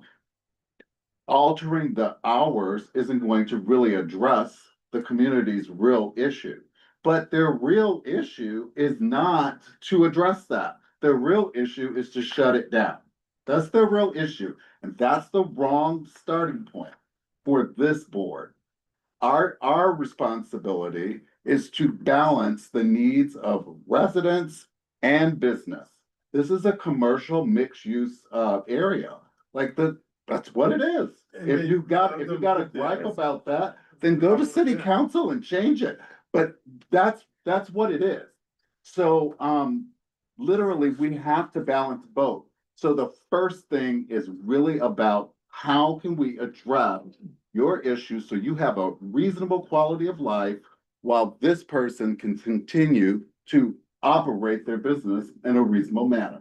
Thank you, Kevin. So Catherine, yeah. Yeah, I just wanted to weigh in, earlier comments about, well, what would the SLA say? So, right, one of the things I think is absence from a lot of these really tough neighbor situations is community engagement. And the purpose of a community meeting is to meet with the applicant and the people in the first 500 feet, the close proximity neighbors who are invested. And so I encourage you to move forward and to be open to a community meeting in which maybe, you know, I've seen applicants have to put, maybe the sound needs to be up in the roof, or maybe it's, you know, is it the walls? But some of this is about sound and noise. Some of this is about how much crowd ends up on the street. And what I would say, crowd at 2 a.m. is not the same as crowd at 4 a.m. I would, so the second part of what I wanted to say was just, I would be interested in RLA hours with special events that could be held beyond those hours. So it still gives them the opportunity to have some of the late night, but it restricts it. But still, we're not going to get, this is also for us to engage the applicant with the neighbors and to balance that. So what could happen at the SLA? I've seen the neighbors show up at the SLA and the SLA say, go back to the community board 5 and sit down and try to work this out. And then we'll get back to us. I've seen the SLA, what they could, so some of the comments that are, one of the things you address are the exact comments around where a business should be. We're here to comment on time, place, and manner of a business that exists with the residents. We're not here to tell people where they can put their business. We're not, and so you try to restrict some of that. When we hear that in public comments, we want to give people space. It's public comments, but that's not what we do in a community engagement meeting. We balance some of this, and we try to get the neighbors to get more specific about what would help in terms of security. How can you get, I don't know, are these security buildings that are residential that could engage the applicant and maybe they could come up with some kind of something? But I just want to say that innovation has to be on the table, but the community has to be, there has to be a community engagement meeting to flesh some of this out. Yeah, I'm keeping a list of things we're asking for. The community meeting I just added. Appreciate it. That's great. Yoda. Yeah, so I keep coming back to the fact that we have an RLA specifically for this area that very clearly sets that we should not have hours beyond 2 AM on weekends with a 1:30 PM last seating. And I think we should be trying to move towards abiding by our RLA rules. I mean, we approve 4 AM for areas in Times Square or, you know, the other parts of the city, but there's a reason why we created this RLA. And, you know, we're trying to bring operators closer to abiding by the same framework. And so I would be in favor of moving towards that. I mean, I understand they've been there for 25 years. In some way, they're kind of not grandfathered, but they've been there for a long time. They have this competitive advantage. It would probably be a great hardship for them to move back to 2 AM from, I think now it's 4 AM on their website, but maybe we could move them to 3 on the weekends or think about, I mean, I'm concerned because when I look at this, is this old or is this? That's very old. Yes, that's the original. Oh, no, but it is current though at the same time. So it's old and current. It's like Okay. this is their method of Because I operation. say, but Um, number 8, will there be security personnel? It says no. Yeah, so that's what basically what they're trying to do is sort of get into compliance with what they've agreed with us, which they don't right now we don't have, but like we will hopefully get a stipulation agreement. That's one of the goals tonight. I think actually Melissa was first and then. Just one other clarifying question around this. The only method of operation change that they're asking for beyond what's existing here and is currently in place is the addition of live music and live DJ. So they're Yeah. not changing that they will have And dancing. security and dancing. Yeah, exactly. Okay. You're right. Yeah. Which they're already doing. Yeah. Yeah. Right now, they are. So I think my perspective is, I think because we don't have existing stipulations in place, I would be more in favor of deny unless rather than flat deny, simply because we don't have that in place. Yeah. But I think that that should also be table stakes in terms of what we're asking for, is in like, we should not be giving anything additional or additional hours beyond that. We should be starting there and potentially pushing that back, given all of the community input that we've heard. And then just want to echo what Samir and many others have said too. I think that this does sound like a street issue primarily, and the fact that they don't have security, I think, is something that we should be more strongly recommending or putting in there. I think just a stronger statement around the need for like sound management, security, and street management. Gotcha. Thank you. That's very helpful. So it sounds like we are we're potentially aligning on a deny unless with these restricted hours, and then to your point and to Gail and Samir's point, the addition of security as well to address the severe concerns about crowd control that everybody's expressed. But a couple last things, yeah. Yeah, so I want to echo what Kevin said, that we really should be acting as a body that balances the scale again between the residents and the businesses. The residents was saying that there shouldn't be a club there, period. But the fact is, they moved into an area where the club or this establishment was there 25 years ago. It's not grandfathered in, but it preceded. So you knew you moved into an area that had this club. You can't change it all of a sudden. On the heels of last discussion with this, I would probably propose to allow them to operate till 1 AM during the weekdays, till 3 AM, Thursday, Friday, Saturday, not Sunday. Sundays till 1 AM, okay? Provided that there's more insulation made in the space. When you walk into the space in the store, there's some kind of a separation wall. It's just boxes that could fill it up with foam, and that's gonna create more insulation. It's pretty simple to do that. Provided that they can have one area close and slowly start to take people out of the space. Provided that they have security when people leave at 3 o'clock in the morning, okay? They can have a DJ. It makes absolutely no difference if it's a DJ or if it's streaming music. is just as loud. And with the AI today, the streaming music could even be better than the DJ. So it makes no difference. And the fact that people are dancing, let them dance, who cares, right? But the main thing here is really what happens when people go outside the club. Okay, and that's what we should be really focused on. How do they leave? What's the security? How do we get them off the block? And how to stop a little bit of the extra noise. I also want to tell you, I haven't checked the zoning on the block, but sometimes zoning requirements are for buildings to for pollution control. Pollution could also be sound pollution. So maybe the buildings where the people where these residents live, there might be a pollution control in that area where they need to have certain types of windows to insulate from noise. And maybe their buildings are not in compliance, and we shouldn't punish the applicant for that. So, hey, I build buildings, I know about it. So.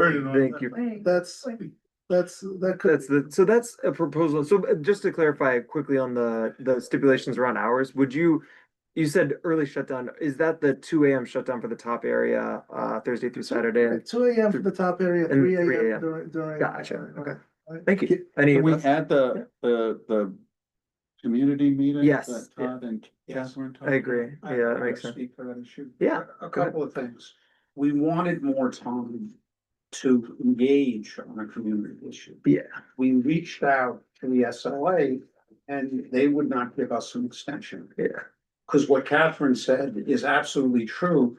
The magic of a community meeting where you have people of goodwill trying to find common ground on some of these issues. That wasn't really an opportunity for us with this due diligence. Yeah. The other thing I would say, and I would urge the applicant to consider this.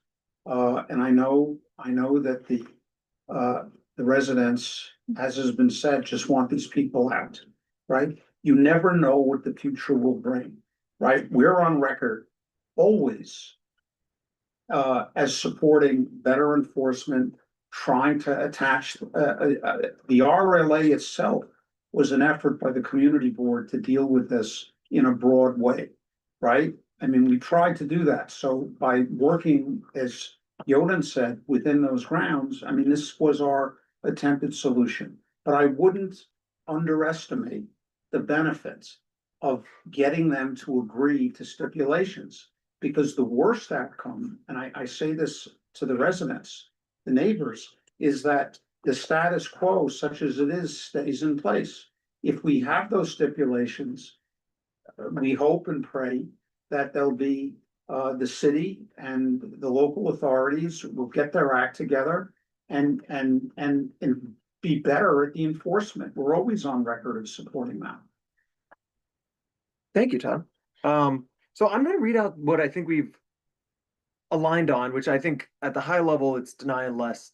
And some of the stipulations we've talked about are hours from Sunday through Wednesday at 1 a.m. close. And then on the weekend, which is Thursday through Saturday, we have 2 a.m. shutdown for the top area and 3 a.m. for the rest of the club.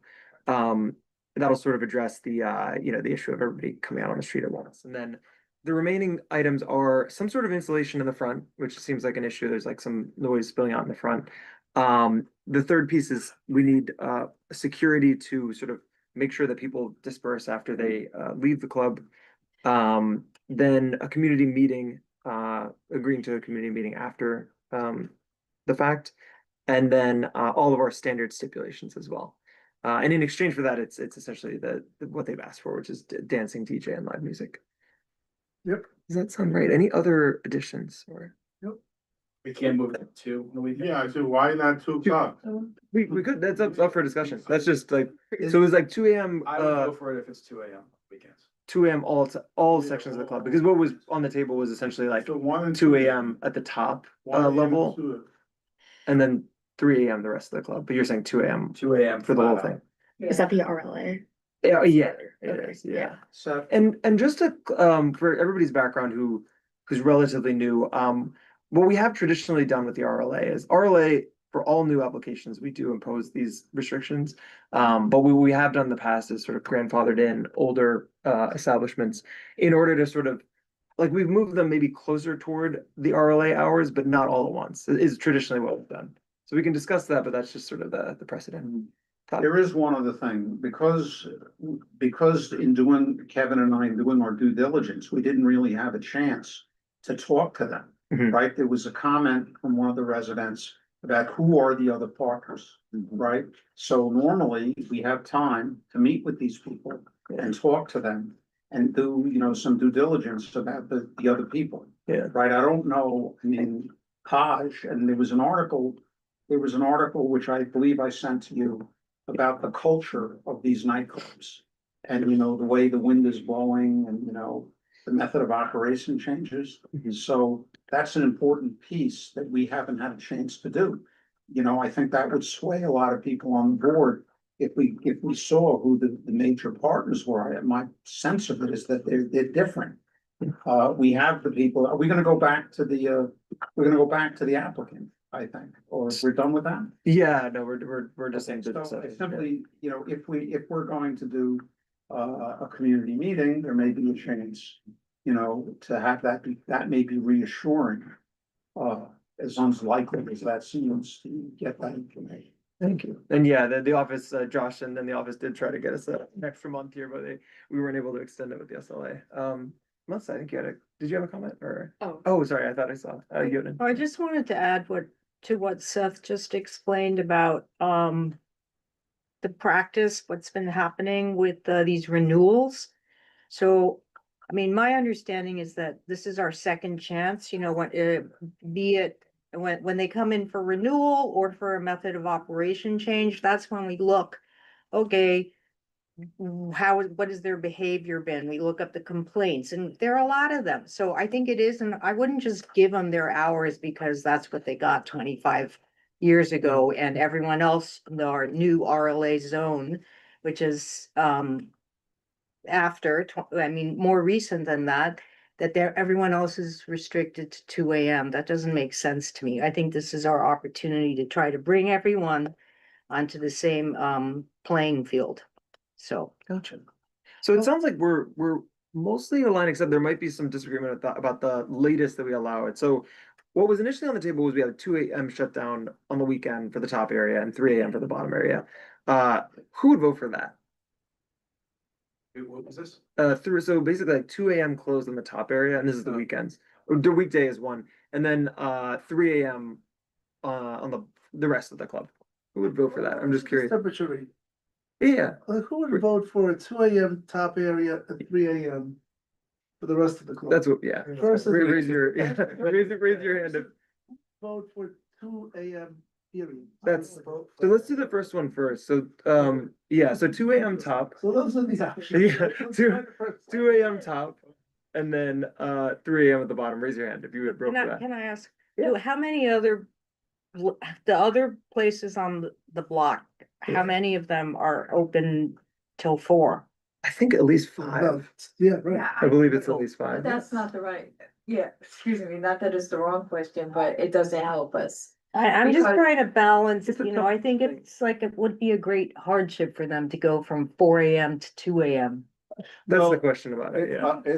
Hardship is relative. Yeah. You know, and in the sense that the testimony we heard tonight is most nights, Sunday through Wednesday, they're closing considerably earlier than what their standard operation. They also have no would be. business then. Well, but that's not our fault. That's their issue. This is why. So, like, but it's not a hardship is what I'm trying to say to you.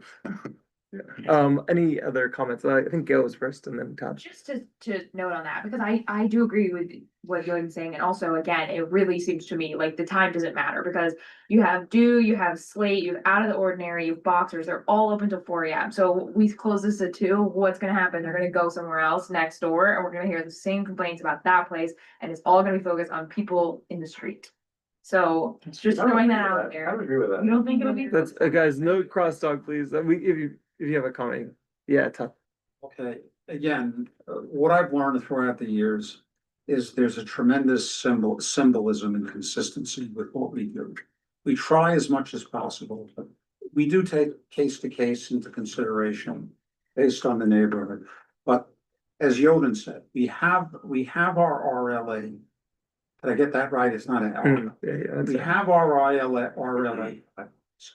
They came in grandfathered, so they're not accountable for anything. I'm in favor of getting the earliest possible hours that are consistent with what our previous policy has been. It's true that's not gonna solve the problem. Solving the systematic problem is beyond us. We're dealing with what we have here. But what that will do is it'll be consistent with what we're trying to do, which is that all new applicants that come in are gonna hear that from us in this area. And as far as the grandfather ones come in, I actually heard from our applicant that he understands the systemic issues. And I don't know if I mentioned this before, but he thinks it's inevitable that at some point the city is, because of the changing residential neighborhood, that the city is gonna have to rule either by regulation or by city council action to curb the items, right? So it is important for us to, have we have a policy, exercise it. There's nothing we can do right now about, the grandfather establishments. I think we're getting close to being able, I think, to vote, but yeah, let's go ahead. So good question. This is new to me, right? Since things. Yeah. You said there were 5 similar clubs on the block. Yeah, including boxers, which we. Love it. Yeah. But so why can't all of them combined address the issues on the streets? Is it possible? There have been meetings to try to address the issues, right? Try to have like coordination with the NYPD and address them. No, I'm talking about those. There is a group chat that exists that the club owners are all in. Yeah. And that is. Can we not enforce it, but can we, Well, encourage more of it, right? Obviously, the issues still persist and maybe it's, they combine and are hiring, I don't know, security. They do. They do, so all of that exists. It's And it's still an issue, right? yes, I believe the person who administrates that group is Phil, the owner of Taj. So you could answer questions about that better than I could. So it sounds like, and did you have a position on the hours? So, well, I didn't know that the other clubs were open at 4 o'clock in the morning, Yeah. so if they're open, why shouldn't they open? The main issue is not the clubs, I mean, there are clubs, but it's not just them, it's all of them, so if you're gonna impose anything on, you do it on all of them. So I think we're almost ready for another temperature check. We've discussed a bit. Any new items? Yeah. To come Heather. back around to, I would favor the RLA, guidelines for the applicant, but I would use the tool of the special events as a window of opportunity for them to have focused events that are maybe beyond the hours of the RLA. They could go later, and then that way they could still have some business that is germane, how they that is relevant to how they operate now, but I don't know, that's another way to keep some of the. To go to 4 AM. Can I keep commercial event? reaction? Yeah, David. It doesn't bother me that the rest of the neighborhood has 4 AM. This is our crack at discussing this specific application. And we have the power to do what we want to do for this specific application. It doesn't bother me that there's other 4 AMs. This has been a problem. We've heard the community. We're addressing it this way. I'll be supportive if it's 2 AM to get a stipulation on record. If it's 3 AM, I'm not supportive of that. I think that if they come back to us, and how long is this license good for? 2 years. 2 years. If they come back to us in 2 years and we don't have the same community battles here, or there's not this big thing, I'm happy to vote for 3 AM for them. Okay, so I think I'm hearing, let me just do one more gut check of where people are at.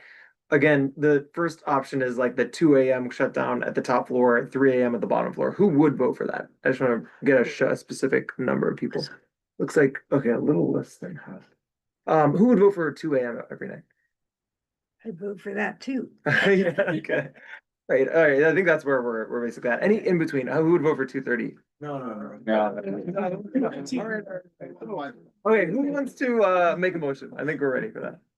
Yeah, go ahead, G. So let's make a motion, that will allow them to, the resolution to be passed, provided that they close at 1 a.m. Sunday through Wednesday. They close at 2 a.m. Thursday, Friday, Saturday. They insulate the area in the front.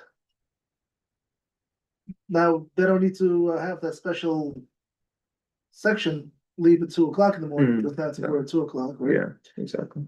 That there's security when people come onto the street. We mandate 2 security professionals. Right, I Yeah, would sure. recommend. I recommend I would say it's at least 2 folks. 2 folks, And assign our standard stipulations. And right?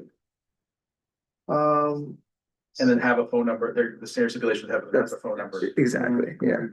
They can have a DJ, they can have the cabaret. They have to insulate the front and they have to have a community, We'll recommend the community. yeah, community meeting. Yeah. Nice, Second. perfect. All right, I think we're ready to take that to a vote. Okay, Seth, Yes. Jean, Yes. Catherine, Yes. Gail, Lev, Yes. Samir, Yes. Milan, I'm not sure, skip me. okay. Andrea Yes. and, okay, Gabby. Yes. Gabby, okay. David, Reluctantly, yes. Todd, Yes. Melissa, Yes. okay. Kevin, Yes. me, yes, and Milan? You know what? I'm gonna use my voice today and say no, because I think it should be stronger, so no. Okay, all right, so how many is that? Okay. 13 in favor and 1 nay. Awesome. Okay. Thank you very much, everyone. Thank you, if Phil and, there, if you're still on, but yeah, Phil and Frank, but, all right, thank you, everyone. That was a long meeting, so we are adjourned. Thank you. Yeah. All righty.